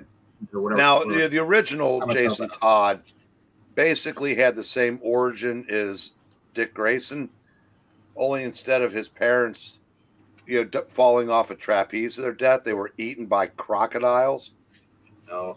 But Jason was basically a carbon copy of Dick, and then it wasn't until right after Crisis that they turned him into a dick and then killed him off. Kim Jong Young's in here. Hmm. He's a redhead. Interesting. He's got fat hair. That book's also worth about $150 now too. Yeah. Like I said, the great thing about this though is that the colors are bright. If you get a book like this, it might be so faded on the inside. But I don't know. I think it's pretty decent. It has the ads in here, so I mean it's cool. I don't have it, but I imagine all the books they're reprinting are the books that are out of my price range. Yeah. Usually they reprint stuff. Sometimes you get a book, hey, I actually can afford it. But not always. Yeah, I actually do have that, but that's one of the rare facsimiles that I have. All right. So on with the cheesecake. I want cheesecake. Great. Yeah. Well, you should join the bike club then. Howard shaking. Yo. Wow. And there's Frank Quietly covers too, by the way. Yep. That is the best work Frank Quietly has ever done. Problem with that series is it was so effing cliche. Well, thanks. I haven't read it yet. I was hoping to read it. I'm excited. Now it's like, sorry, dude. So that's issue 2. Here is issue 6. I found. Yes. Boring. Can you believe a white man can fly? Mm-hmm. Hey, it's the best Lois Lane. Amen, brother. That's right. I said it. Terry Hatcher is. No. Sorry. She's too annoying on MacGyver. Now every time I see her somewhere else, I think of her as the annoying girl from MacGyver. If Terry Hatcher had played her like she did in Cool Surfaces or whatever that was, then or Tango and Cash, then I'd be Team Venkman. But since she was, she's great. I mean, she's probably, I think she's the best Lois, the character of all of them. I think either she or Margot Kidder, but Erica Durance, as far as just like looks wise, she was the hottest. So this is the one came after this with David Tishman. I believe is doing either co-writing or he's doing the art. David Hahn's in here too. This also. Speaking of things that are controversies now for some stupid reason, Tomb Raider. Been a controversy. Tomb Raider was black, and they changed her because white men couldn't handle it. Tomb Raider wasn't black. Don't even throw fuel on that fire. That's just. I don't have to throw fuel on the fire. That's how stupid it is, That's some ignorant jackass. Yep. Can't read full sentences. Here's number 3. Oof. Okay. Yes. He's 3 out of 4. He's 3 out of 4. Now this one I've had. I already had it, but I bought a second copy. So Well, 3 out of 5. That's Zach. Yeah, it is me. When I find out evil black cat can fly, that's Well, the no. face If they were white bats, you'd be happy. There's not that many albinos. Not anymore. 5. Yep. All right, now you're like, okay, those are kind of mediocre. You know, as far as covers go. They were mid. No. They weren't mid. They're above mid. Mediocre is mid. Oh, nice. Stiltman. Yep, strikes again. This is number 5, a Marvel Adventure featuring Daredevil of a 6-issue limited run. Yeah, for some reason, very cool. For some reason, Marvel started scaling back on the reprints. They kept Marvel Tales and Marvel Greatest Comics in the Avengers, whatever event, like Triple Action. But yeah, that's Spider-Man 27. I actually have the original of that. Yeah, the only issue with this is a piece missing on the cover on the left. So, Spider-Man, Stiltman, the Masked Marauder, Mike Murdoch must die. But I know, right? That's how I feel today. Now I got to ask you a question. I mean, he Zach, did, but this was long gone before you started in the hobby. Yeah, and Venkman probably was too. He probably predates him, but I miss those covers. Well, I know. Reading the Spider-Man stuff, I look how much this pops with all the stuff. You hit the title there. We have, Who's Afraid of the Stillman. I like the word bubbles and the arrows and I like it. I think there's a place for it. You got your villains. You got your Spider-Man. He's going to be in here too. Daredevil team up, and it's like I said. This is your advertising you get if you turn on any other magazine. It's like like Maximum or any of those magazines. You know what's in the book just from the cover. Yeah. Not every cover needs to be like. Yeah, Justin's right. Yeah, the yellow pops, like the bright colors, and I love it. Not every cover needs to be like some concept art looking piece. Well, like you can just put characters on there. You don't need a backdrop. You don't need it to be a setting. Daredevil is out in front. He pops. And we also know Spider-Man's not going to be prominent in this. He's kind of a back character. Stillman's out there, but it's a Daredevil story. It's issue 27, I believe, at Daredevil, right? That's what I said. Yeah. This one is issue 26, I believe. It should be, yes. Yeah. And look at how menacing the Stillman is, and he's going against a blind man, and he just rips. He just takes his stick now. Yeah, or what do you call it? A bullet whip or something? Baton. Yeah. See, we talk about. I mean, I talk about this all the time. When you came into the hobby, obviously, I came in before trades and omnibuses and epic collections and whatnot. But there were reprints of almost all of Marvel's comics being published when I came into the hobby. So I had what was coming now and what had come before, which was A, more books to collect, and B, a really neat way to judge what, then and now, which... Do you know what's great about Stillman? He appears again in Born Again. With Karen Page, remember? Yeah, Stillman, he made several appearances. And I'm just saying, that's the last time I remember him making an appearance against Daredevil was that, when he had to rescue Karen Page and Nuke was up there. I think Miller used him in both of his runs. Yeah. So, by the way, speaking of, I didn't realize this, or I'd forgotten. Roger McKenzie was writing Daredevil when Frank Miller took over on art. But the issue before it became all Frank was written by David Michelini. Oh, nice. I did not know. So he wrote 167. Yeah. It's clipped in my trade. Yeah. It's like, why is... I had forgotten. Yeah. So... Next one is a series I've just been getting into because it's fun. And it's another reprint series. Very early Captain America's awesome stuff. Yeah. Cap gone mad. Cap goes mad. And the detail, everything under this too. Yeah, that was Jack right before he left for DC. Awesome.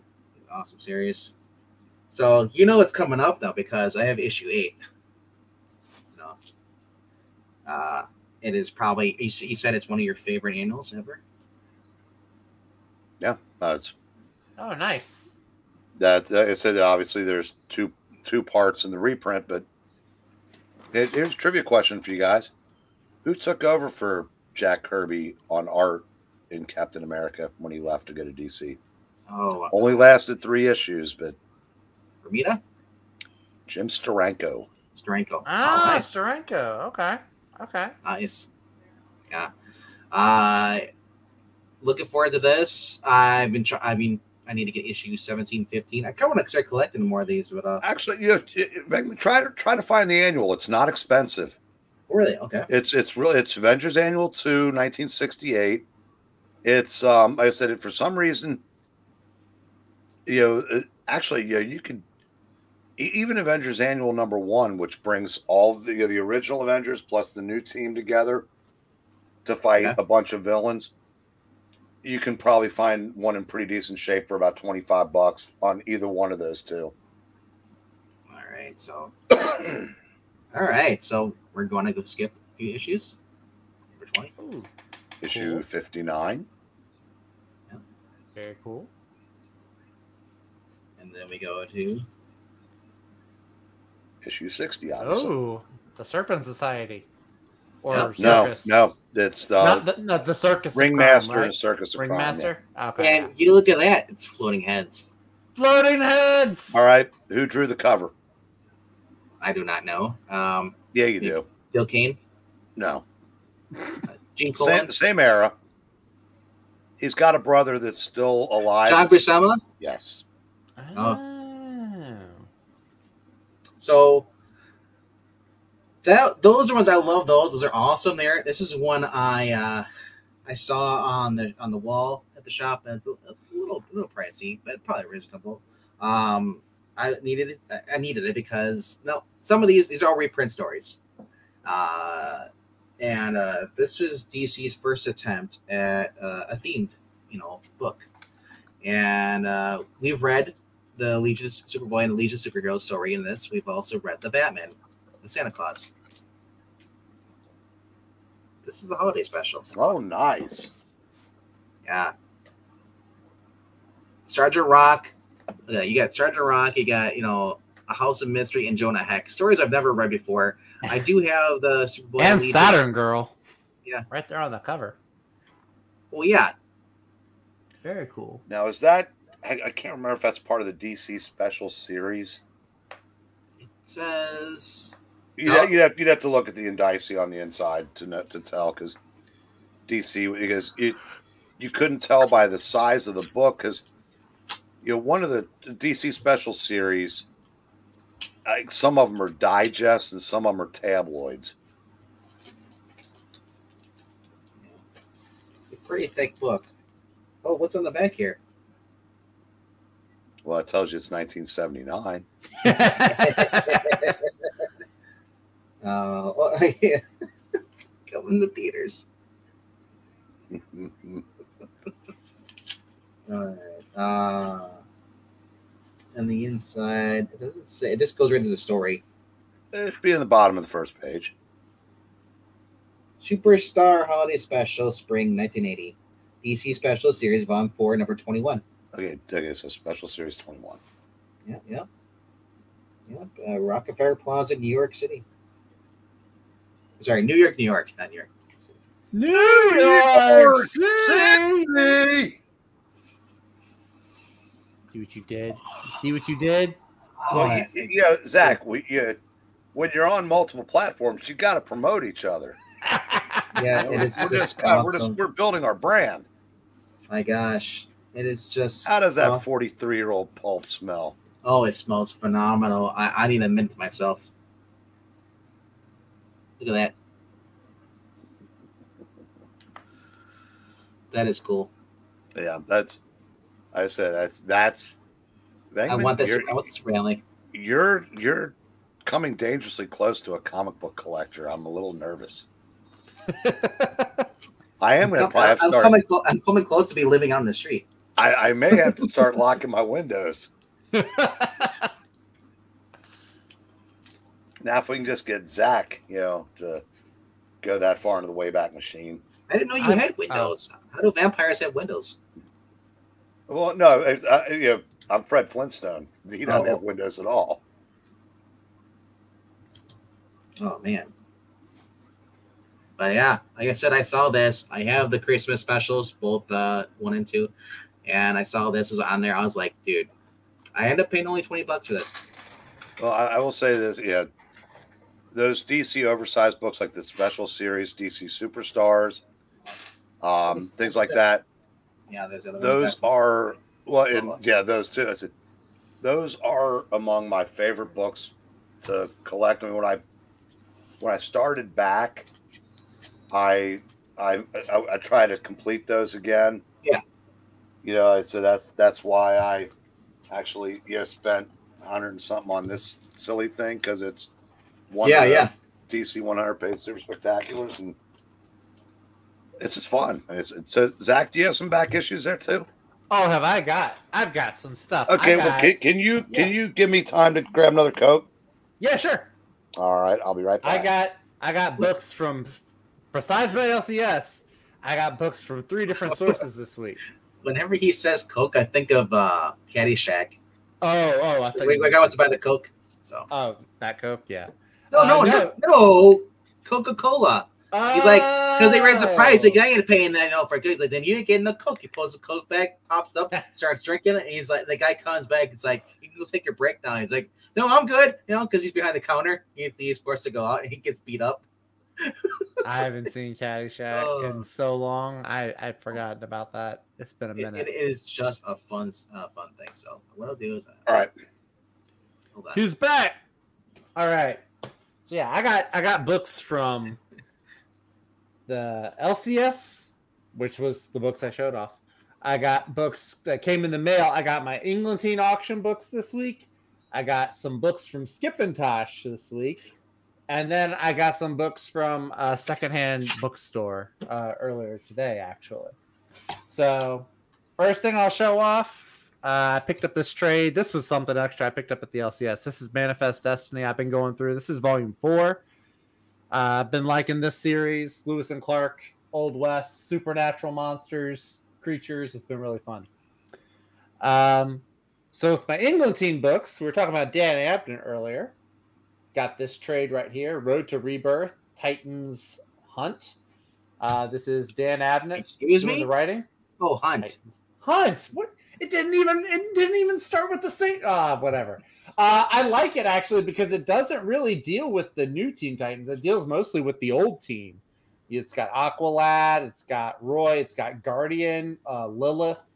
So it's pretty cool. I also like this Robin costume for Dick. It's not like the green panty uniform. So anyway, yeah. So I'm gonna read through that. I got this cool Phantom variant for Guardians of the Galaxy. This is from the Bendis era of Guardians. But I really like that variant cover. And then I got a bunch of the cool satellite era Justice League of Americas. I love the Justice League covers. This is one where they're fighting soldiers made out of different material. Great Krypton. Mine's made out of wood. Braggart. It's such a Robin line. Mine's made out of wood. There's this one right here. Stopping a disaster. I owe you an apology, Zach. Yeah. That's what I'm talking about. Look, Superman fighting a giant eagle while Green Arrow shoots a giant rat. These are from the auction? Yeah, these are from E's auction. This is from a few weeks ago. Okay. I think the giant you showed might have been from the year Englehart was writing the book. This one right here? No, that might have. What number is that? This is number 155. Okay, no, he was gone by then, but he wrote like the issues in the 140s. I have 155. That might be the earliest one. From there, it goes into like the 160s, 174. I love this cover. I like Despero in Martian Manhunter. So they're playing chess with the other leaguers. So that's really cool. That's Breen, Nice 178. cover.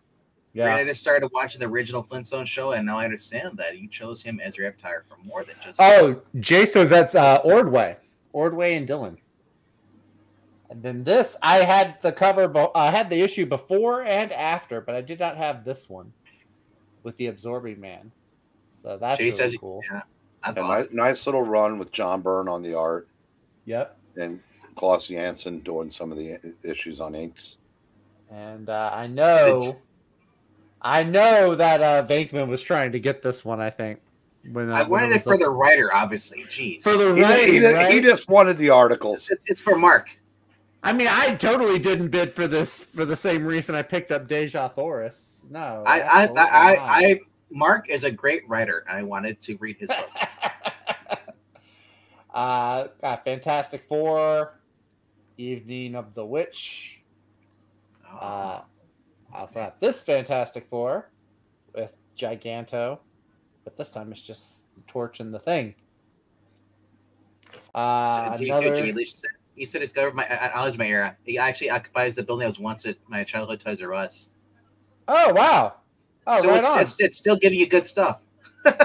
check it out, man. Ah, yes, that is a cool book. It has a dragon in there. Yeah, look. Well, that's a devil. That's not. It's. They call him Ramrod. There's another Fantastic Four. Oh, Franklin's possessed again. Actually, this one, Showdown with the Salem 7. That's who was in Fantastic Four number 5 this week.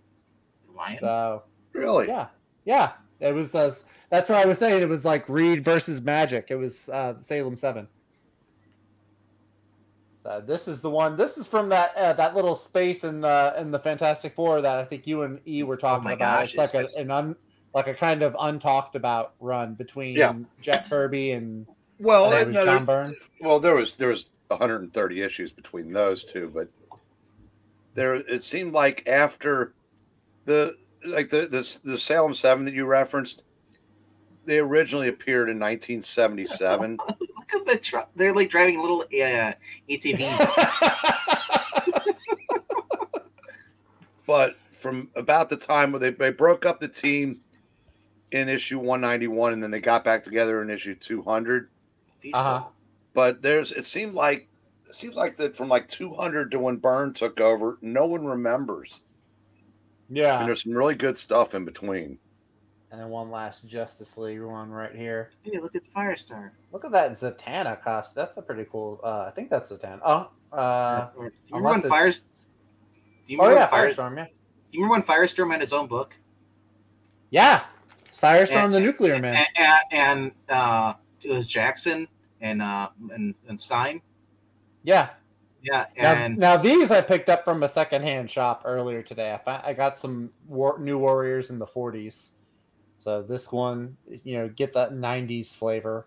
I always love it when people say, like, you made that point to that one guy. It's like, where's all the black superheroes that they don't use them. Have you ever read a New Warriors comic, kids? Because like half the team is black and you don't know any of them. Also, look at the shiny Nova. And one of the members was crippled. Yeah. So if someone ever comes to me, wait, who was the lesbian? Oh, is that the New Warriors? No, there literally was a crippled New Warrior also. Silhouette. I think she was related to Night Thrasher. I think. And there was Night Thrasher and Rage. Well, my point was that somebody was saying that they're making they didn't believe that Jack says like that they don't want to use they rather virtue signal and they're actually using black characters. Well, they'd rather race swap because it gets attention. And I pointed out there's so many that don't have their own series. Where is Luke Cage? Why doesn't he have ongoing?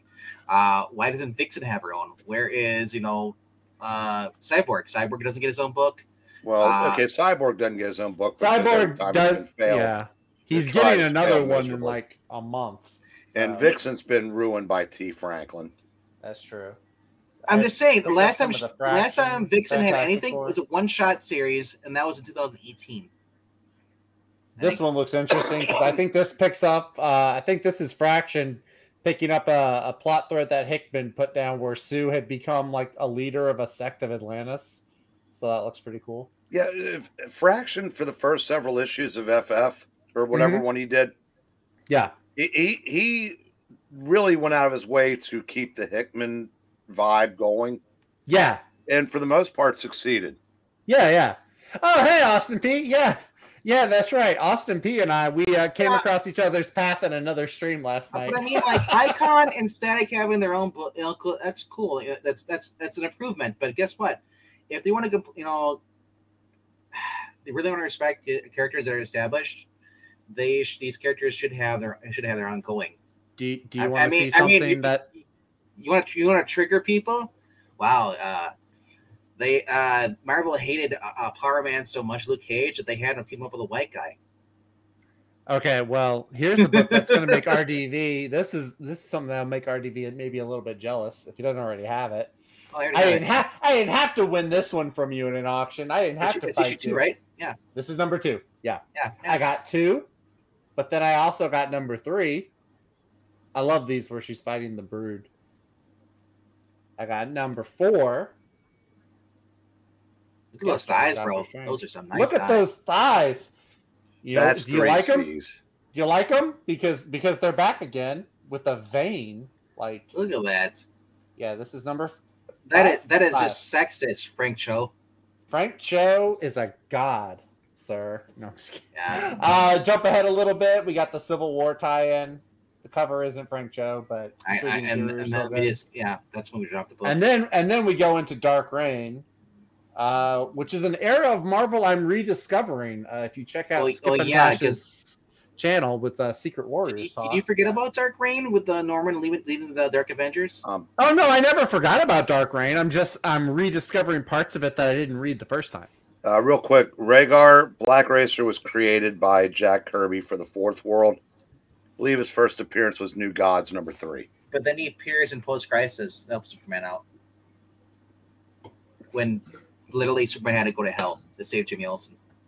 And now these books, I got a few left here, and these came from Skip and Tosh. He decided to send me a little care package. So I've got, first he sent me Friday number 1.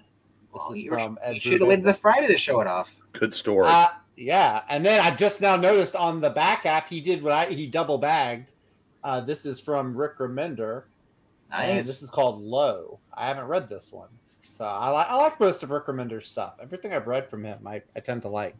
So got that, and then this one, I'm really jazzed about. So he double bagged this one too. Murder Falcon. This is number 8. He got it signed. This is Daniel Warren Johnson's signature. And then on the back end, Daniel Warren Johnson from his Beta Ray Bill miniseries. He asked me what I wanted before, and I said, give Zach the Beta Ray Bill. The Beta Ray Bill. Zach is a beta. This was the first Daniel Warren Johnson book that I read, and I loved it. And then he asked me like, which one do you want? I said, just pick 2 for me. I don't care. It's like, it's not that important to me. As far as the story goes, I said like it's cool to have his signature. That's the thing. And then this is the last thing he sent me. I didn't even know how he put together that I would like this, but it's from Abnett and Lanning, who did the best Guardians of the Galaxy run, and it's Legion of Superheroes. Look at the art. Look at the artist. Yeah. Olivier Coipel. Yeah. So I'm really excited to dig into look how this. that art is so much better than anything you see in some of these books. You look at the Deja Thoris and look at that art. Mm-hmm. Well, the cover for Deja Thoris is pretty great. Well, I promise you, he was making more money then than artists are making now. Oh, definitely. So yeah, I've got a good little bit of Dan Abnett reading to do this week. Wait, what's this? Oh, it's look at this. It's a Hickman. Oh, I think Skip and I are talking about this later on. This is Dark Reign. This is Secret Warrior. Yeah, y'all should check out Skip and Tasha's Twitch channel where we talk about this. Hey, show it again. Oh. It's not mid. Get that off the screen. Look, this fits in under Breen's deadline for Marvel being good. So just because it was made for those 12 doesn't mean Dark Reign was a very good time at Marvel. Yeah, This And is unfortunately, I said, great read. It was a great time. Was actually a great time at Marvel, but Siege should have ended all of it there. They should have never tried to recreate any of the storylines from that era because it's like trying to do a sequel to Highway 61 Revisited. It's just not going to happen. Yeah. Yeah, so it's too bad. But Dark Reign was a lot of fun because you knew it was going to end. Norman wasn't going to stay on top forever, right? And I said that was the last. And I'm comfortable saying this last great era at Marvel. There will not be another one. Maybe. I mean, there's still some individual titles that I like, but I think overall, there'll always be individual titles. But it's the industry will not allow it because no one stays. Well, very few people stay on a book long enough to really get their stories told. The creator owned is so big now that if you've got any good ideas, you save it for creator owned. That's why you just see derivatives of already established characters. That's why there's 87 Flashes, 62 Spider-Mans, et cetera, et cetera. And Rhaegar, since you're here, I'm gonna let you know that I sold you to Zach. So hope you like plantations. Why would you think I have a plant? I have to rent a house. I don't have a plantation. You just bought a house. No, I just rented a house. I didn't buy a house. What, do you think I am rich? Now, if you do get you a plantation and you need a good foreman, you just give me a call. Hold on one picking moment. I'll bring my Sue Rich's voice over. I spend most of my money on comics. I actually have I put a pre-order down, Secret Warriors. They have an omnibus. It's all 28 issues and a couple of tie-ins. And it's coming out in July or August, I think. So, and then I've got one of the Jeff Johns JSA. I have volume 2 that should be coming in the mail in the next week. So I'll have volume 2 and volume 3. Then I'll just have to get volume 1, and I'll have like one of my favorite comic runs of all time. I'll have all of them in omnibus form. And I just want to say, Maranya, I love the Friday AI more than I like the Jarvis robot in the movies. Yeah, the Friday AI is better than Jarvis, I think, because it's the Scottish voice. So, yeah. That's all I need to say. Good. Anyway. Crazy. We've been on for 2 hours. Fortunately, I have a small stack only. What kind of back issues have you got, Mr. Breen? Just a few. We're not young enough for him to list them. It's a couple things that I read today. There's Action Comics 378. Superman versus the Devil. And Action Comics 379. Superman versus the Ghost. Yeah, Archie 141. Gets with angry eyebrows on Betty got there. I know, she is not happy. Yeah, Harry Lucy Interiors. He tried to see how much he could get away with. Here's Archie 175. Seen that cover before. That's cool. Archie is. How lucky can we get? He looks pretty lucky to me. I'm surprised Jughead isn't complaining. Like, let's go get food. And the last thing, this is why I wish Ash were here. The Gumby Summer Fun Special. Damn it. Now, here's why I'm showing this. I don't think the name of the writer is going to mean anything to anybody here, but it was written by a guy named Bob Burden, who was known for, he created The Flaming Carrot, which was an indie book in the 80s. Which Ingleton will basically pop up and say, "Hey, I know about that book." He does, but not many other people do. But guess who does the art on the cover and the interiors? I just said his name. What do you say, Archie Comics? No, this is Kamiko. Art Adams. Oh, wow. See, if Ash were here, he'd be, what? Yeah. He loves Art Adams. Yeah. Yeah. I mean, I do too, but probably not as much as Ash does. And this was That's something. this had either been in the can for a while, or this was after he'd already done work for Marvel. But this is 1987. What's up, Skip Tosh? He's apparently I'm Daniel Tosh's brother. Yeah, that's what Rhaegar said. Yeah. Well, that's cool though. I feel like I'm 6 years old again, seeing Gumby. Skip, we're up 16 at the half. I feel like I'm 10 because I watched the movie. I was young. That's it. So they're really. Pokey is the name of the horse. Yes. Pokey. Yep. I always thought that was very as if I needed another. Weird. As if I need another reason to be jealous of Skip. He says Art Adams lives near him and comes to the local cons. I didn't notice this was Art Adams because you had to get fairly decently into the book before you saw actual people. I go, wow, this looks familiar. And I like, son of a buck. So Skip, when you see Art Adams, Artie, the call him, I'll take his signature if you get it. So, might as well get all of them. Where they're going. There you go. All right. That's enough of Breen. Let's go to that. What's going on, guys? What's going on? All right, so for anybody who hates the currently ongoing Spider-Man, I just recommend if you can get a hold of this, just get the collection. You can read everything through 2006 and then stop. Yeah, dude, it is just it's depressing to see what they've done to my boy, and they just don't care. Yeah, and the last great Spider-Man story was about 2 months before they destroyed the character. The Kingpin prison fight. Yeah, yes. That might be the most badass Spider-Man ever was. Wasn't his most heroic, obviously. That was issue 33 where he lifts the building.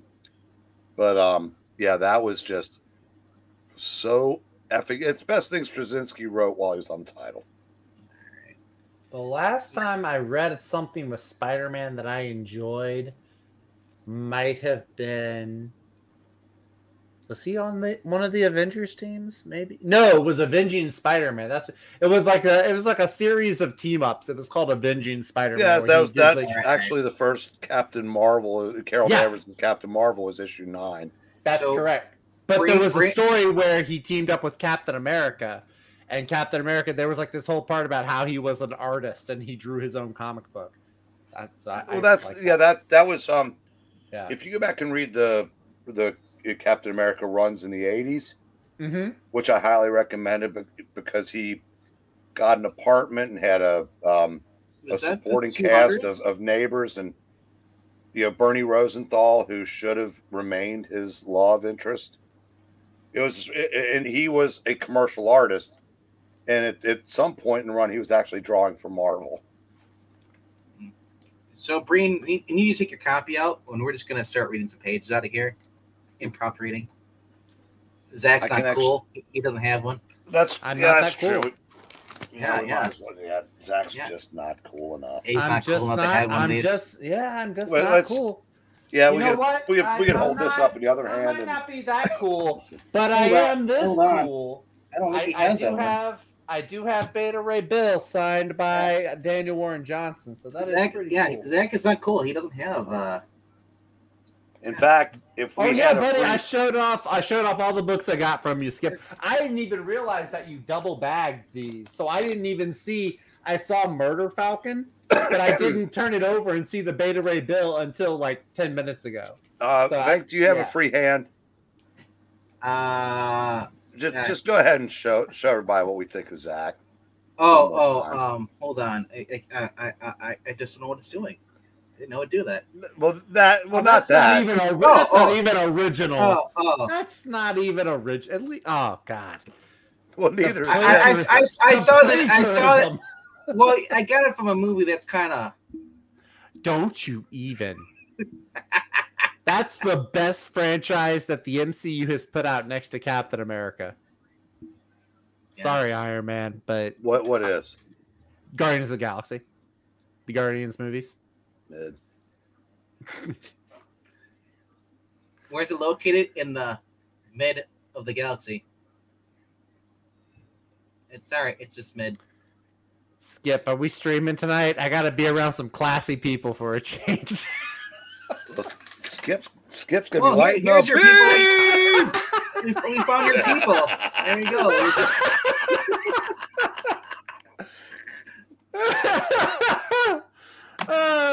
There you go. There's your people. Ronnie, I'm sorry. Iron Man movies are mid to me. I don't know what to tell you. RDJ is great, but all of his villains are one-offs. To be fair, though, they almost all of the MCU kept talking villains about are some one-offs. RTJ on the Madman in the Box for some reason. No, that's RTD, I think. Russell T. Davis. Oh. He's a showrunner. He used to write Doctor Who back when I think it was Eccleston and Tennant, and then he left, and apparently he's coming back, which has given a lot of people hope for the next Doctor. Skip said he needs to light the Breen. Beam. If you got a Beam. lighter. Beam. It's like the beam. All right, so. Yep, the Knicks are not providing much opposition tonight. You remember it was actually really cool to be like you're one of the cool kids to like the Knicks back in the '90s. Like the Knicks games. I got the tickets to see the Knicks. Was that when Patrick Ewing played for them? Was it Patrick Ewing? And then after him, Allen Iverson. Yeah. Okay. But they haven't won a championship in 50 years. You want to know how I know about Patrick Ewing? He just got fired today. He was in Space Jam. Oh. And he got fired today. Did he really? Yeah. Oh, dang. It makes sense that you know from Space Jam. That's your movie. Space Jam is my movie. You probably have the soundtrack. I didn't get the soundtrack, but I did collect all the coloring books because they had cutouts that you could do little standees of the basketball of the Looney Tunes in them, and so I had all of them. Those things were like action figures. I'm sure. Do you actually color them? Or you just keep the books black and white? No. So they were on the back cover, so they were like the card stock. They weren't paper. You don't get it. Zach's like, he looks at his black and white paper, and he's like, "Oh, they're perfect. They're white." Oh no, I colored them. Skip real quick. Colored them all. I've told MK about this, but there's a book called "When the Garden Was Eden." It's basically the story of the Knicks, late '60s into the early '70s, and covers their two championship teams. It's a fantastic read. And it also, because if you look at them in that era, you couldn't have conceived that they would go a half a century and still not have won another title. But I said, really, really good read. You're talking about Iron Man movies. First one was good, okay. Second one. The first one's all right. Actually, Mickey Rourke. I like parts of the second one. I like Justin Hammer. I like War Machine. I like Natasha. You know what the best part is? War Machine and Tony in that little museum or garden area. That little botanical garden thing. And just going to the team. This is the kill box. This is where people go to die. And then so that part, and then the suitcase armor. That's the best parts of the movie. The suitcase armor is the best Iron Man armor scene in the whole MCU. And then three was just basically Tony is useless. I disagree. Is this little twig is able? Yeah, it's just like I disagree. I actually like 3 more than 2. I do. I think it takes away a lot of what made Iron Man so powerful in the first 2 movies, and he has to be more resourceful. He's got to use tools from Home Depot instead of like his high-tech weaponry. The not so Mandarin. Okay, yes. The Ben Kingsley, I'm gonna fake people out. Yeah, that part sucks. That's the best part of the movie. What are you talking about? Okay. Excuse me, I'm a actor. I did like though him having to be more resourceful. Him got wasted just and all the Iron Man and all the Iron Man armors at the I thought was really cool. All the different armor suits. All the ones we never got to see him wear. Yeah, that's fine. You don't need to see them in every movie. Just one movie is fine. And then at the end, you see it like with a Paltrow because she has the power of women. She was injected with the extremist virus. I didn't see that way at all. Like, he had to be saved by the she was woman. injected with something, but it was the extremists because It wasn't. It was extremist in that. It was extremist in that. I'm about to give Rhaegar a seat. Rhaegar, good thing you weren't here earlier. Oh no, it's a good thing you didn't see the Star Wars stream last night where I said Katie Sackhoff is more attractive than Michelle Pfeiffer. Now we're just gonna see him splurg out all over the chat. I forgot. So okay, there's three parts. The hallway scene with Black Widow and stuff, yeah. But wait, what? Yeah, Halloween scene with Black Widow. The hallway scene. Oh, hallway! I thought you said Halloween. I thought he said too. Halloween. Yeah. Anyway. Yes. Yes, Skip. Let me and my twin live out our fantasies of being saved by redheads. That's all I'm asking. Just give me a little. Redheads are the leeway. ones that usually the ones that tie you up and then beat the shit out of you. What if that's part of the fantasy, RDV? Yeah. Just let people like what they like. I like Iron Man cradled by strong woman. So much Iron Man hate speech, says Rhaegar. Iron Man hate speech. Captain America does have the better trilogy. It was so bad that even Tony wanted to self-lobotomize himself. When does he lobotomize himself? Well, in the comic books, remember he did it in Secret Invasion? I'm just saying RDJ probably wanted to do that doing Iron Man 3. I don't think so, because he still stuck around for years after Iron Man 3. Look, I know he had a contract, but Captain America did too have a trilogy. Get out of here, respectfully, Maranya. Why would he? Wait. Who's saying he doesn't have a trilogy? Maranya says Captain America did not have a trilogy. He had Batman had a trilogy. His second movie was Batman versus Superman. The third one was a team up, but yeah, but it was still centered around Captain America, except instead of Red Skull or Hydra, it was Iron Man was his primary anti. Oh, maybe it was Zemo. You could maybe argue it was Zemo, but it was not an Avengers 2. I mean, yeah, it had a lot of Avengers in it, but it was a Captain America book.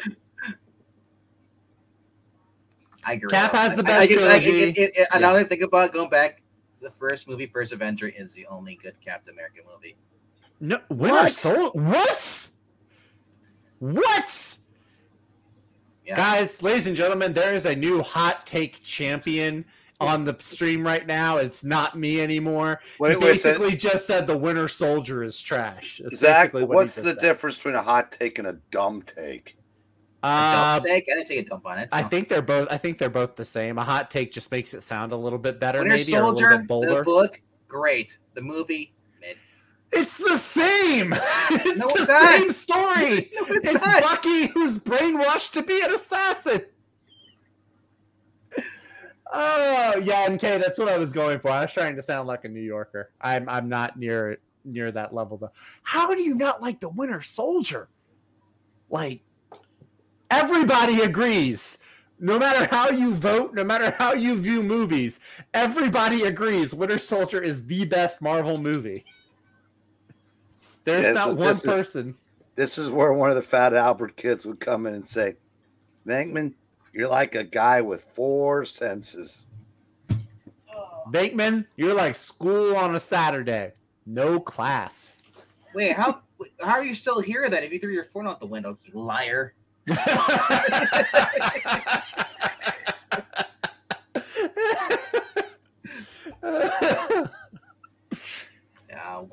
not going to be saying Little Rhaegar to you anymore. The third movie was the best scene out of it was Falcon.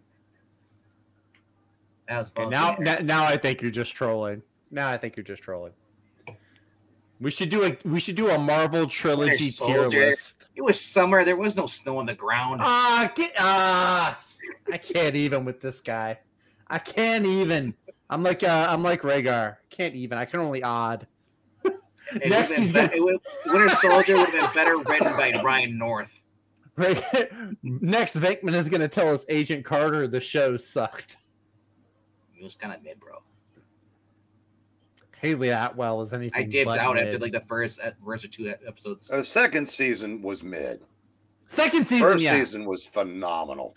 And the second season was still good. I mean, you still got to look at Haley Atwell. It was good, yeah. But it has turned out, I'm watching Clemson just absolutely annihilate NC State while, Skip and my Kings are taking a well-deserved halftime break. Turned over to Gutfeld for a second, and he's got Russell Brand on tonight. Russell Brand's been making the rounds. He he was on with Crowder the other day, huh? Yeah. He's morphed into a kind of like a centrist. He's almost like a straight Milo Yiannopoulos. Kind of, yeah. He's not a centrist. He's right now. He's very right.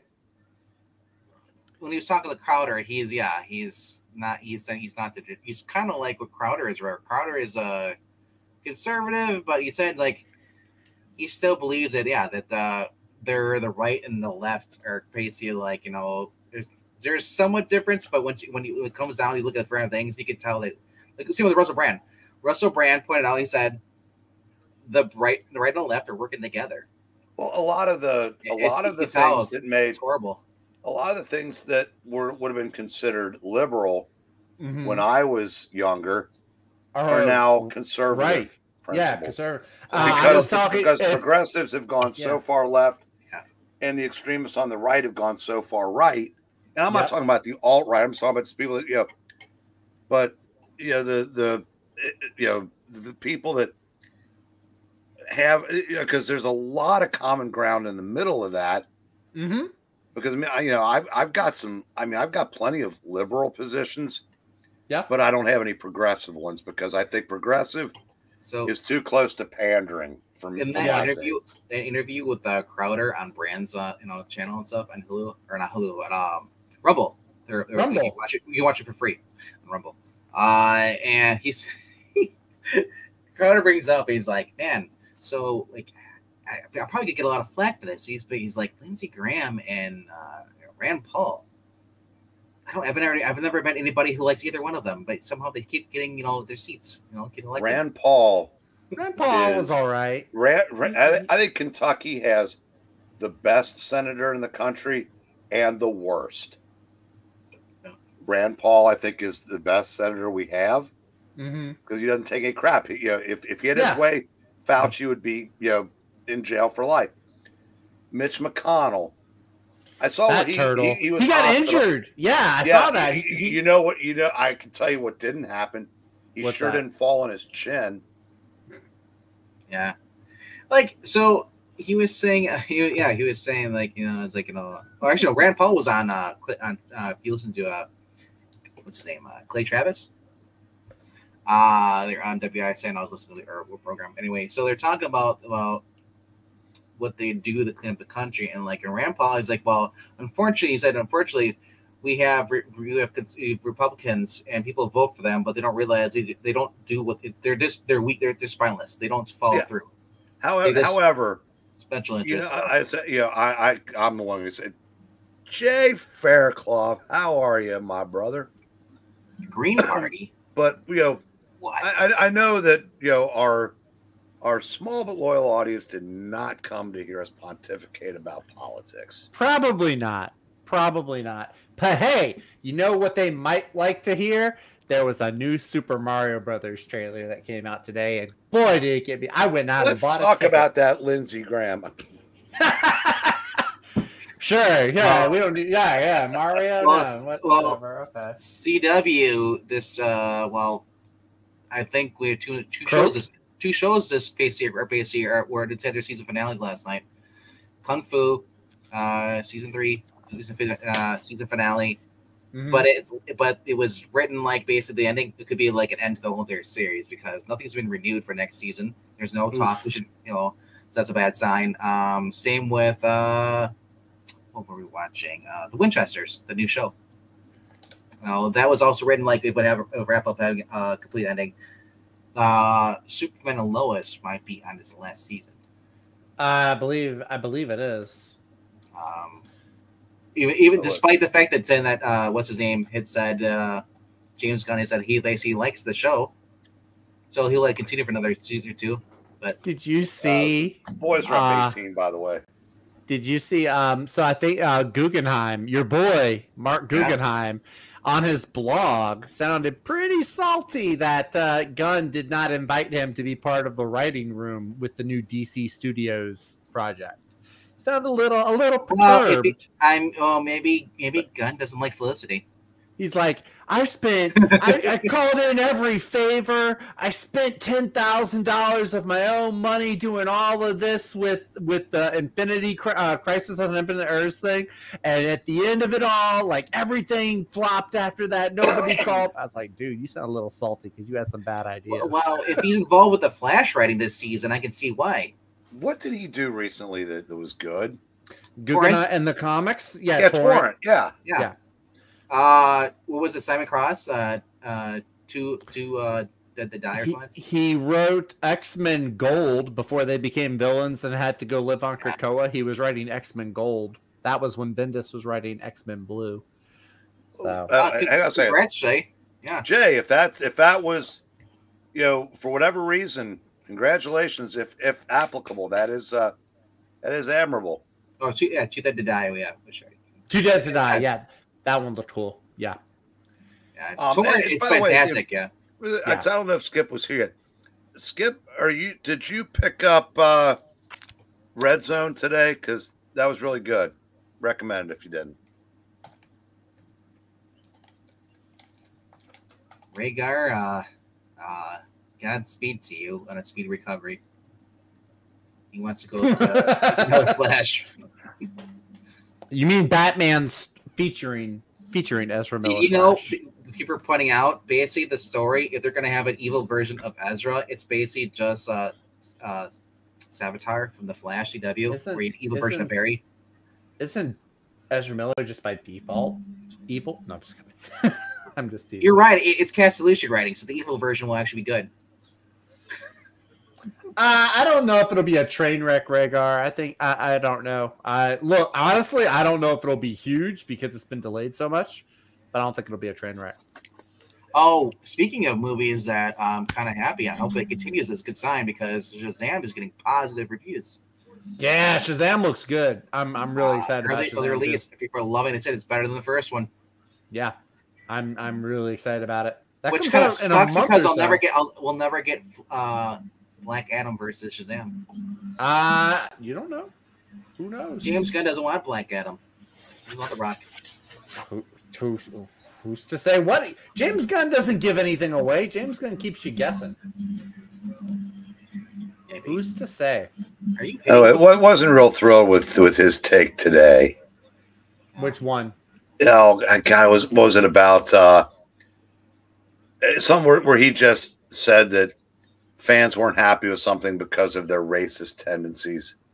Oh yeah, I saw that. Yeah, he was talking about the high evolutionary character. Yeah. Regarding, and I'm getting sick of that being the default argument. I didn't even see anybody complaining about that. That's because nobody did. Yeah, and the actor is actually really good. He's one of the actors that Gunn brought over from Peacemaker. Well, for one thing, there's really good. I've been reading comics for 50 years, and I don't even remember what color the guy was when he was probably white because he's so old. They didn't have black characters when they created him. So I mean, if he's saying people have a problem with that, he's making it up as a straw man so he can virtue signal. Yeah. Because I said, trust me, nobody cares. Yeah, I don't. I mean, I have not seen a single person complain about High Evolutionary.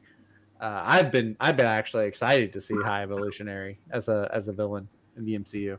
The last time I saw the High Evolutionary was on that Spider-Man Limited cartoon. And he's not even really a villain. Yeah, not really. He's just more of like a, I don't know, like a malignant force maybe. Like he sticks to himself basically. Henry Cavill was actually good. Yeah. So if we get around to Fantastic Four 171 through 175, where Galactus fights the High Evolutionary for count, because Galactus discovers Counter Earth and comes to eat it, and the FF have to get involved to help the High Evolutionary save Counter Earth. It's a really good story because that's while the Thing has the Ben Grimm or as the where Ben has the Thing exoskeleton, and the way Galactus puts an end to that, I think, is very clever. And the way they defeat Galactus is even more clever.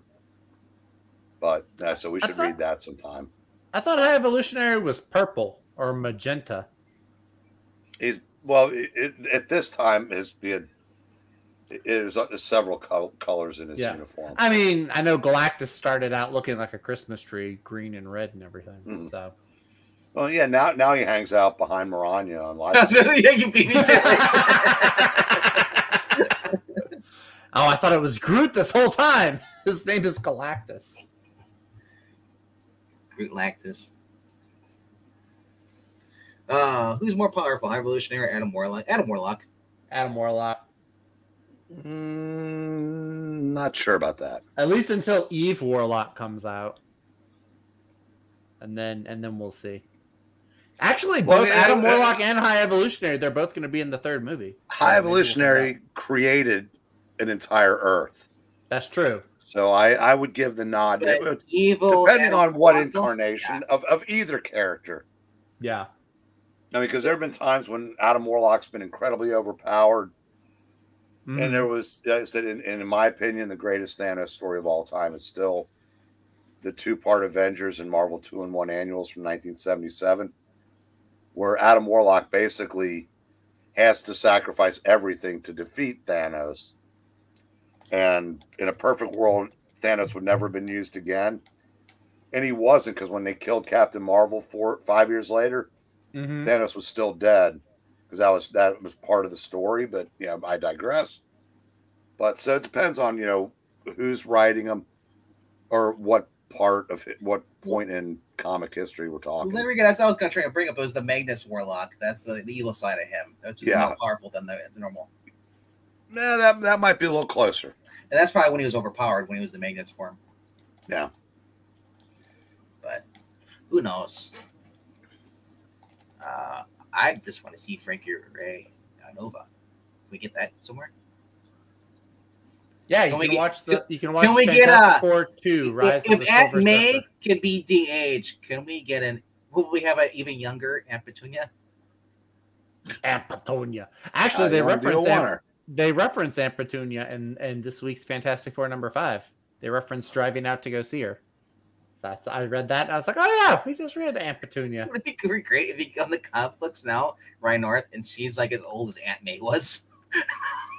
Like they did the opposite for her now because it's the new writer. To be fair, this is like 30, 40 years after that issue. So if she is old, which means about 3 or 4. Yeah, that's true. That's true. You can get gray hairs in 3 or 4 years. I didn't have these 3 years ago. You did. You just didn't notice them. If you're like Breen, just keep coloring your hair. It'll be fine. Look at me. Do you think I would take the trouble to do that? No, if Jerry comes over and does it for you. Will you send me a couch? I want gray. I can't yet. But that's what I've got my uncle's hair. You can go up a box, a touch of gray.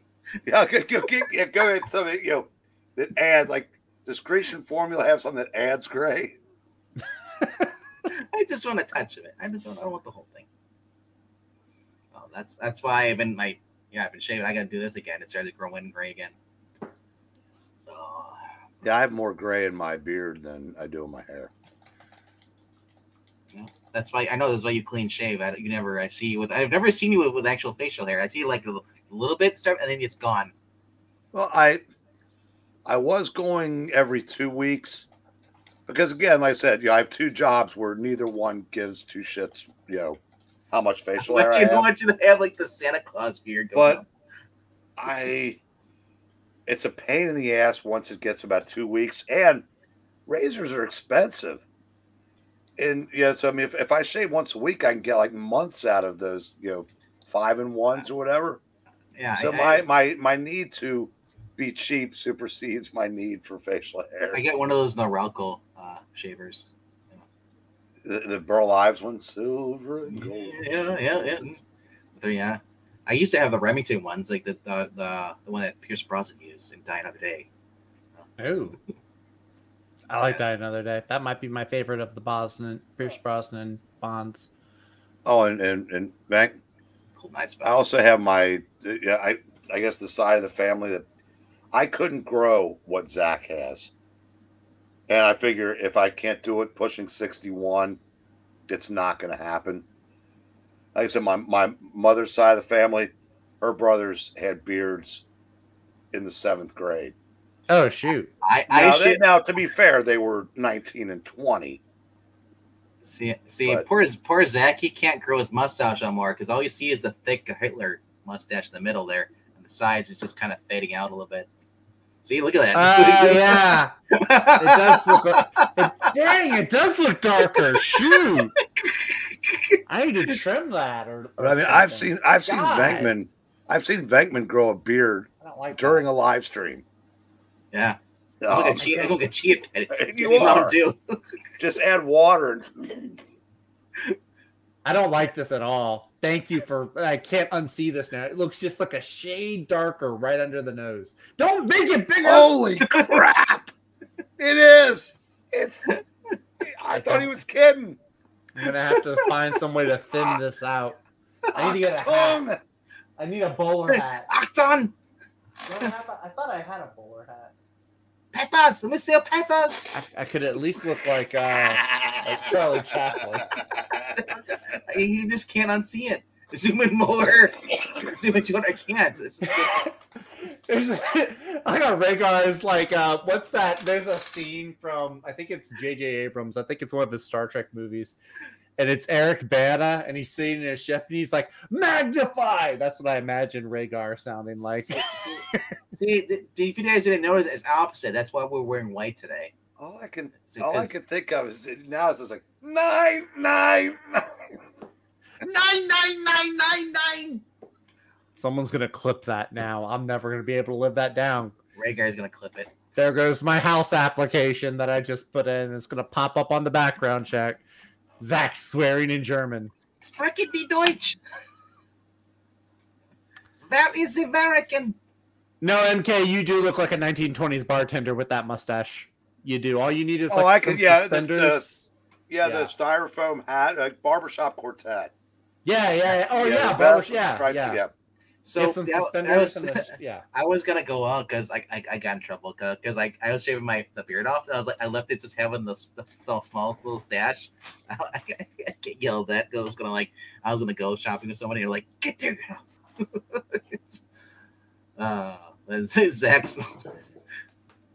Zach's looking for shoe polish right now. You know, I should just clip that for a short on this channel. There we go. Now I'll at least look like Charlie Chaplin. My God, it's a Zach work orange. I can't win. I can't win for losing. It's a guy from the Avengers. The Avengers. Oh, that Avengers. The other Avengers. The British Avengers. Yeah, the one that had the hotter girl sidekick than Emma something. Than Don Adams. Yeah.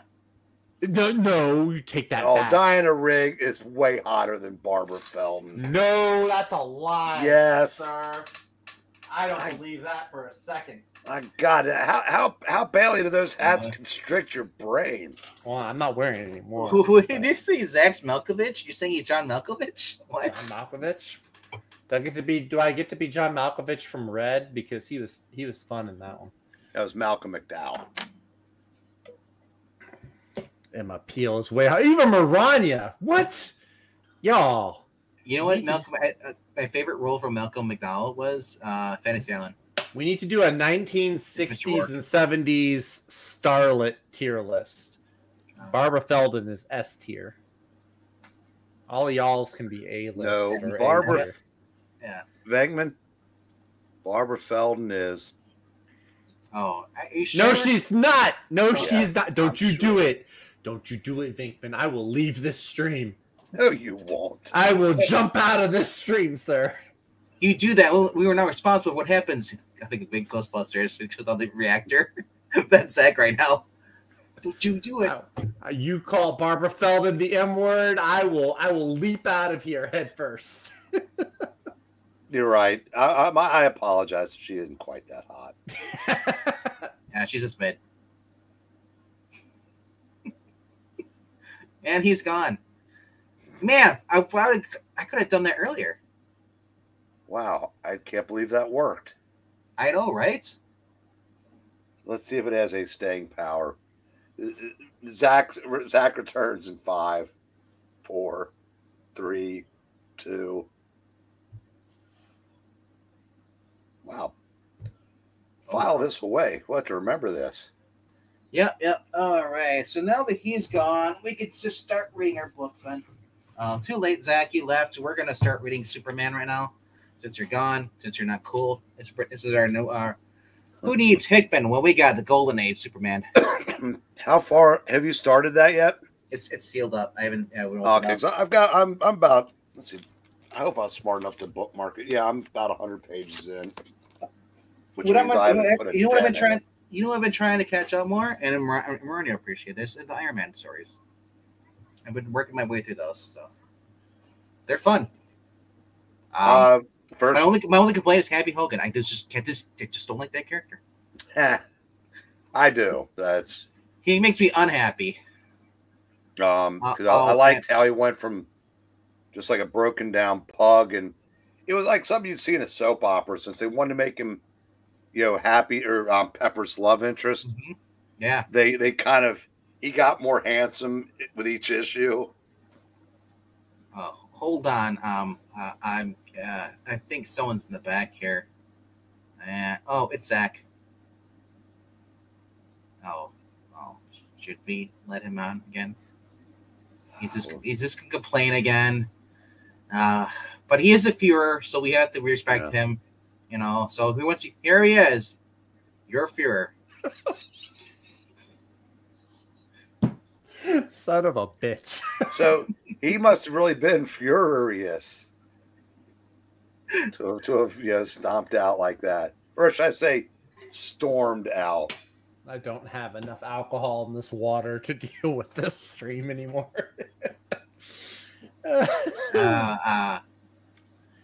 Yes. It's okay. It's all right, bro. No, it's not all right. No, I'm just kidding. I don't care. Y'all can all be wrong. It's okay. I'll be over You heard from the Führer himself. It's not all right. Did you say you'll be over? You'll be in the Reich over there? No, the Reich Club. Oh. The Reich Club. The Reich. Wait, the Reich has a club? No. I'm gonna stop showing. You need 9, right? 9. Yeah, MK. I think I am gonna shave it. I think I'm gonna shave it tonight. Actually. Why are you looking for alcohol and water, Zach? Why am I'm not. I'm just saying. I wish there was. I offered Zach some juice before, and he got mad. I don't like that joke. I really don't like that joke. So bad. What juice? I said juice. No, I don't like it. Apparently, he doesn't like juice. Okay. Depends on the fruit. Like some fruit, it's okay. Other fruit, not so much. Like who needs banana in a juice? He likes every other kind of drink, but he does not like juice. Get rid of the juice. No, I like orange juice. I like apple juice. I like grape juice. He eats the juice. Why? So whenever you see Zach on here, if there's an icon for a juice box, use that. And say free the juice box. I think the joke is going a little too far now. I think we're approaching like jumping the shark status. I don't know, but we're up to 12 now, baby. Viewers, that doesn't mean that you need to continue doing the Zach is racist bit. I didn't. There's other things that we can do. Actually, Zach, he's not. No. Oh, you are. But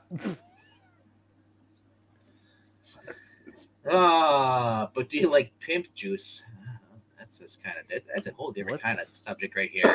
That's a puppeting question. What is pimp I probably don't even want to know. You ever heard this song? She only liked me for my pimp juice. Wow, No. man, the Kings I've are just never on heard. fire. All right, so tomorrow, Oh no. there is no as you say retrospective.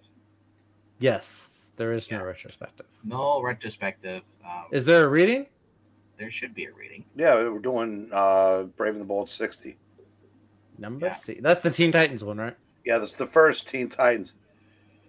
Skip, it's almost unfair now how they're just picking on other teams. Tomorrow, Are the Kings bullies now? I tell you what, they've been playing so good for so long, Zach. The TNT actually put them on the air. I think it's the second game they've televised all freaking year. So since there is no puppy team tomorrow, but we will have a reading. Now, as we pointed out, it's going to be at 7:30 Central, 8 p.m. or 8:30 p.m. Eastern. And as we pointed out, it is this awesome book right here.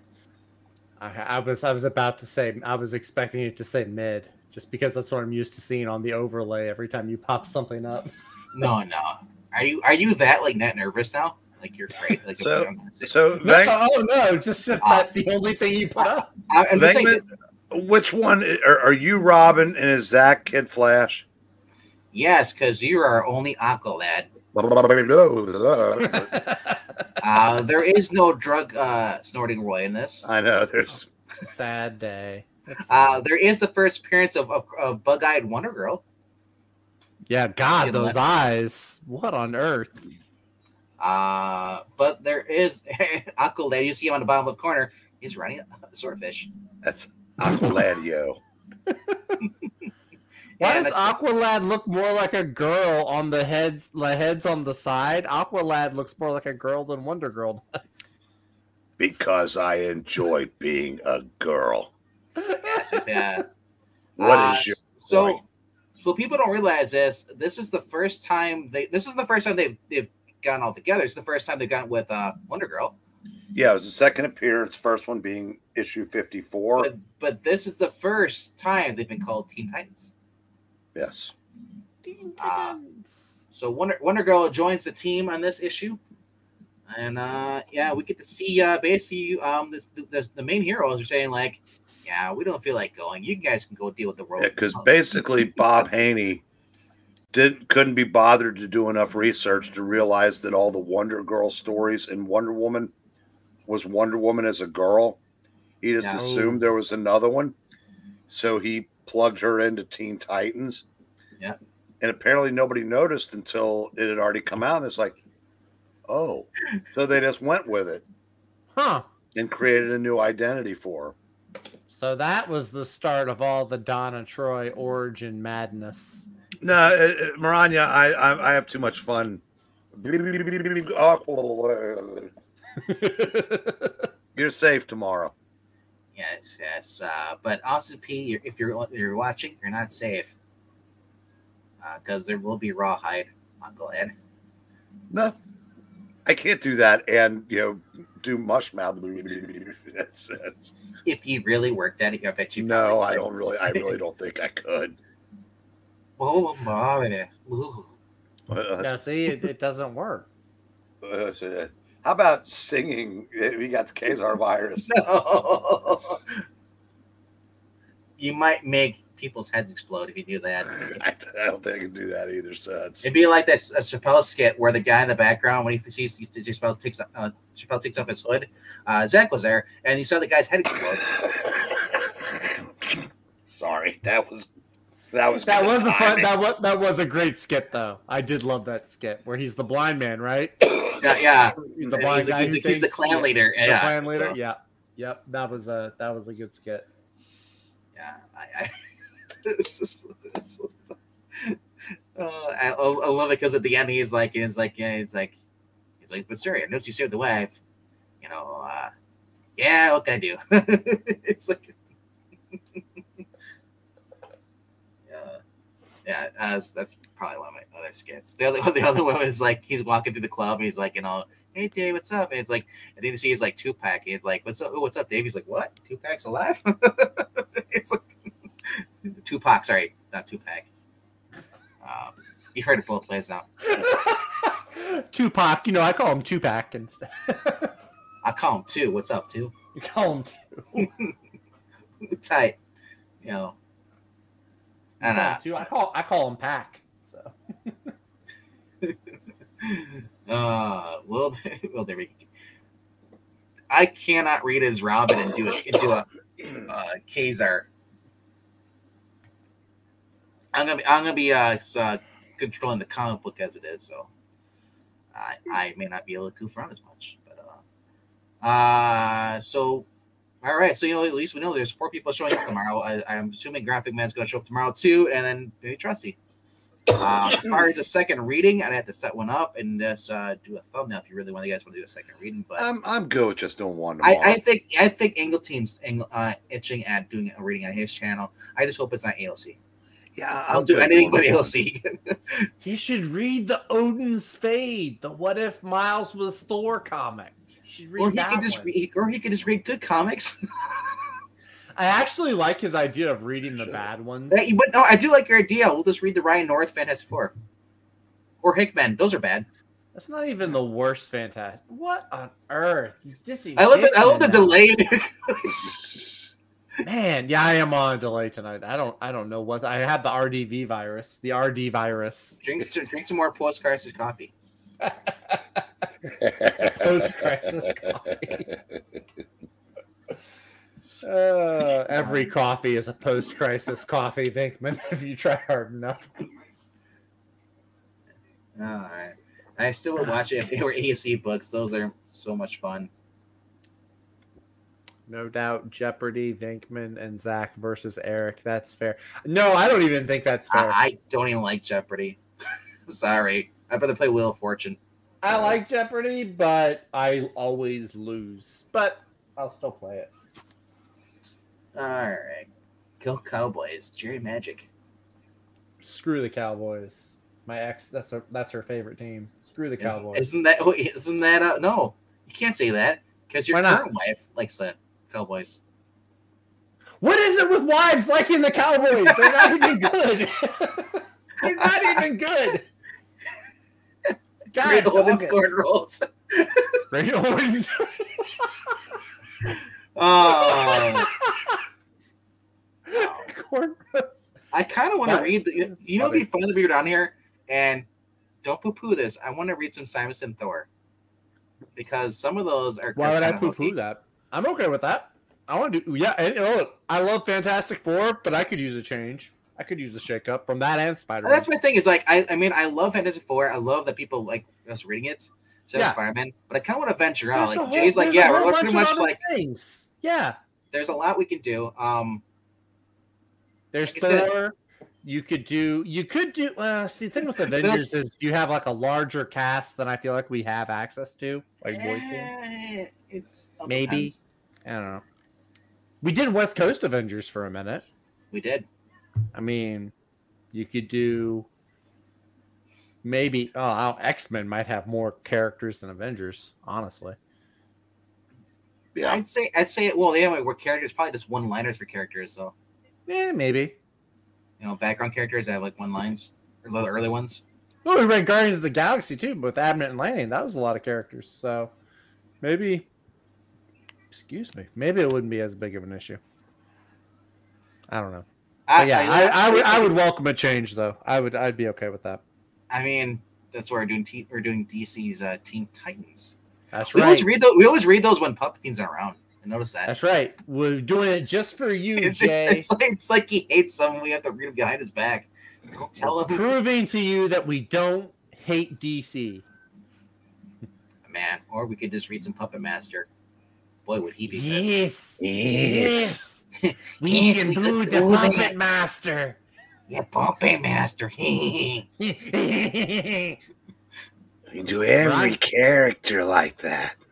Everyone will be played by Peter Lorre. He said Puppet Master virus. Oh, no. Oh. Ryan says we could read Classic Legion of Superheroes. That could be. Classic Legion? Yeah. I know we've read some Suicide Squad. Didn't really take. Yeah, that's true. Sad because kind of because everybody loves Amanda Wawa.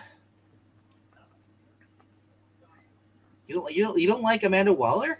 Well, it makes sense. Why am I even asking that? I like Amanda Waller. Amanda Wawa is like Jameson's voice for everybody else. World's finest, says Justin. Early World's finest? Any world's finest. I want to read the one where Batman and Superman are going to kill their I still want to read the first Justice League, The Brave and the Bold, where it's them versus Starro. Well, I guess we call it the first Super Sons. That'd be a fun issue. Yeah. Where and then Damien and John, right? No, the original Super Sons. The original Super Sons. Oh. Before they were pretty much written out of existence because they weren't supposed to be. Yeah. Read Crime Syndicate. Like, you say Crime Syndicate, but like, do you have a specific issue? That's the thing, though. It's like you guys gotta because I'm not an expert on some of this stuff. I know Breen is, but Breen's got so much knowledge up there. Like, when he learns something, it kind of pushes out some of them. So, oh no shit. That's my line. But I don't know. Like, give us some ideas for some DC titles you want us to read. Because I mean, I like superpowers. I thought that was kind of fun. Brouhaha. I mean, we could do some of those. Oh, Brouhaha is fun. Or Brouhaha, whatever. They're all fun, no matter how you say it. All right. Is that it? No, that's not it. Rhaegar, if we're reading that, you're coming on and reading with us. As Starfire. Yes. I mean, it's the daughter. Rhaegar is the daughter. Oh my gosh. You talk about bad books. We should read Young Justice by Megan Fitzmartin. No. I don't know if I like that idea. I withdraw my idea. Yeah, Jay, here it is. That's the facsimile right there. Oh, that's the bold there. Justice League of America. This is one of my favorite covers, actually. I think we've read that one on the channel. Have we?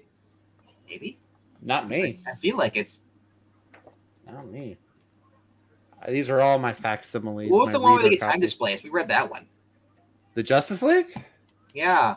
I think we read it on the East Channel. It was Green Lantern, and I forgot. They're all set at different time periods. I do not know. Couldn't tell you. Because remember we were questioning about Aquaman and Green Lantern being on this. No, it was the Green Martian and Aquaman were stranded, and Aquaman at the time. Remember, he can't be. He has like an hour, then he starts to get weak because he needs air or he needs water.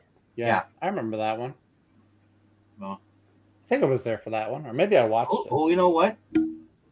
Super Team Family, or even Batman Family too. Oh, here's another Justice League. This is the Ed Benez one. We did read that one. That's still 6.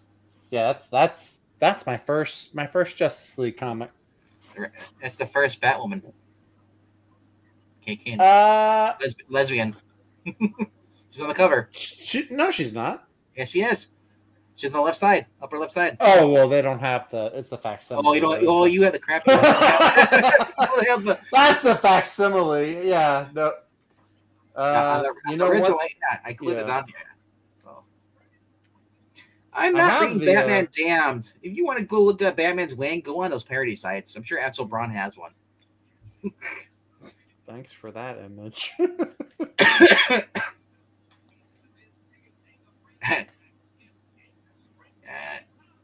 The digital versions are all censored. I was like, I got the original copy right here. Didn't they censor the print versions after the first printing? Well, yes. No. the second they They pulled off the shaded shelf. it in. Yeah. Wasn't it released first, and then they quickly realized? Yeah, so some got out. Those are the ones that are worth money. Yeah. But then they did like another printing and they shaded Babcock. it in. Rude. How rude of them. Well, I got here's another one. I'd hit my microphone. The finale of the Judas Contract. So, man. Yeah, with they'll never make Starfire look like that again. Unfortunately. Yeah, well, yeah, Judas Contract. We can read that too. There's so many like your top stories from like so. Here's what we could do. So, Breen, you read a lot of books. If I name a superhero team, you can tell me your favorite comic book or story from that. Yeah. So I'll go with Teen Titans. Judas Contract. That's a okay. no-brainer. I mean, yeah, okay. Sometimes the most popular is also the best. Avengers. Korvac Saga. Okay. I knew he would say that. Justice League. That's a good question because honestly, I'll make it easy. You can do early Justice League, and then you can split it if you want to do modern. No, I mean I would say that I don't know. I honestly don't know if there's been a great Justice League story. I mean, as much as I love the Blah era, that was just fun all the way through. The original series, as much as I liked it, I don't know. Oh, okay. My favorite Justice League story is probably the All-Star Squadron crossover. I don't know that I can't remember the name of it, but it's the 3 Justice Leagues and 2 All-Star Squadrons, where Per Degaton is scrolling with time, trying to get missiles. Ooh, that actually kind of cool to read because who was writing that? What period it was? It was Jerry Conway and Roy Thomas. Was that pre-crisis? Yes. Okay. Because Per Degaton is Crisis. Yeah. Well, the Crisis eliminated the All-Star Squadron. Well, that's right because it makes sense for him. Yeah. Because what was that guy's name? Not Per Degaton, but he's the travels. He's the one. He's in the current book where he's been helping out Stargirl and Stargirl Lost Children. What's his name? Baxter. Corey or Corky. Yeah, Baxter, one of the Time Masters or Time Lords. Someone had told me that he was basically pre-crisis, a character. He died in Crisis, or he killed himself or something like that, because he was like kind of evil, because he messed with time and pissed off Rick. I might have these issues. I do think that some people consider. I think there was a storyline in Grant Morrison's or Mark Waid's that JLA Tower of Babel. Okay. Tower of Babel. Yeah, that was a good one. Yeah, I mean, but I don't remember anything about it. But Justice League Doomed, is that Tower of Babel? Doom was the animated movie that Tower of Babel inspired. Yeah.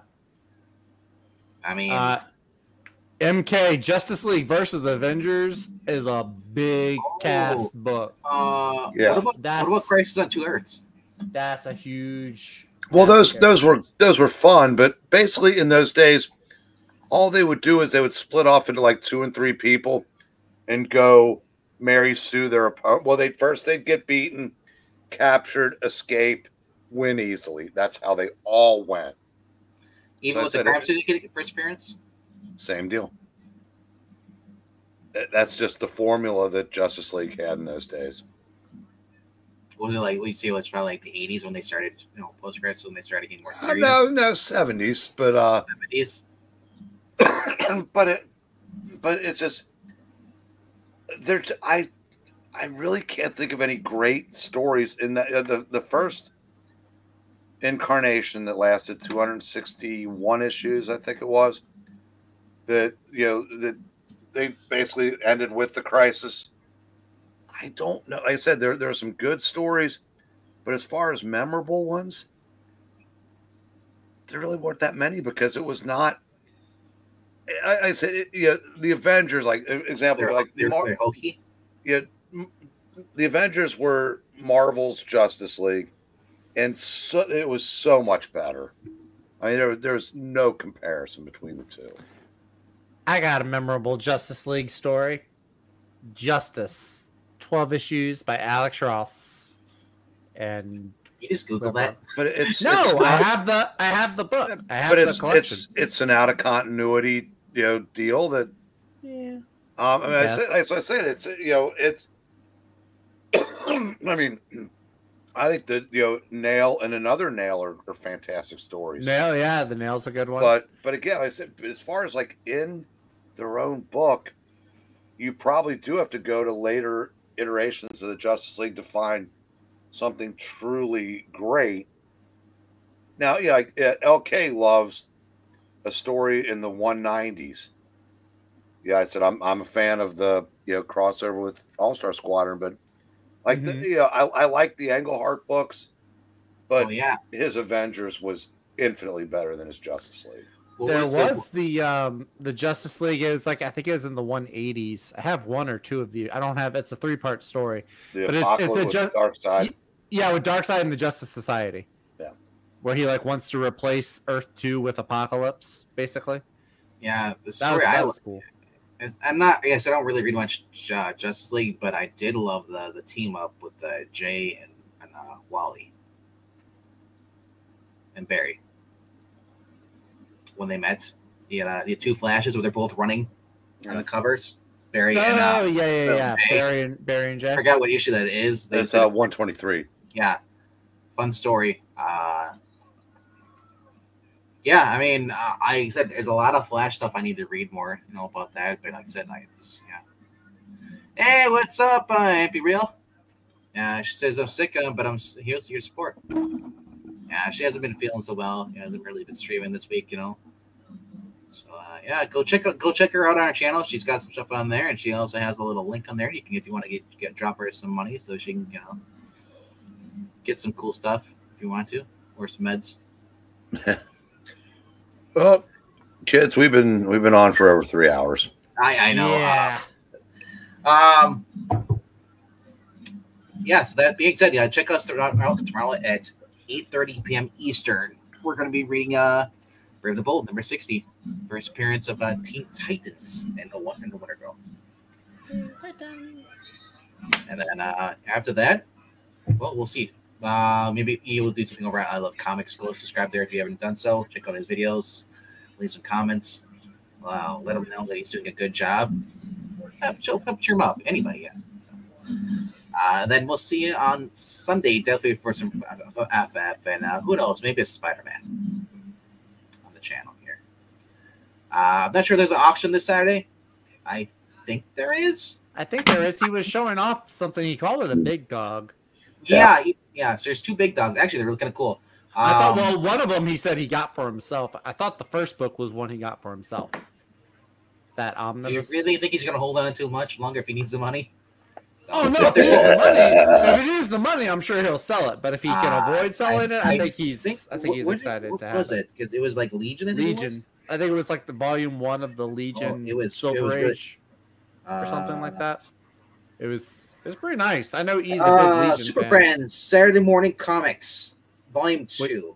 Well, yeah, that's the second book. That's the big dog he's got there. He's also got Legion of Superheroes, Silver Age, volume 1 omnibus. So yeah, that's it. Yeah, Grail Achievement, Holy Grail Achievement. So he may not part with that, but and then who can say? Yes. So yeah, subscribe to there, and we'll see you guys tomorrow. I hope you guys had fun. You know what? We probably should do some Legion readings on here. Those might be fun to do. Let Zach be Bouncing Ball. Hey, I would totally play I'd totally play Bouncing Boy. He likes Speedball, so why doesn't he just get Bouncing Ball? Yeah. Why not? Boing, boing, boing. And then they'll let Puppet Team beat Brainiac 5. With Eric Breen as Kara Zor-El. If she joins. All right, guys. That's it for the night. Hope you had fun. Let us know down below in the comment section which books you saw you really liked, and also what books you want to see us read or do some retrospectives on this channel. If you are did not like this this live stream, then you are all right, guys.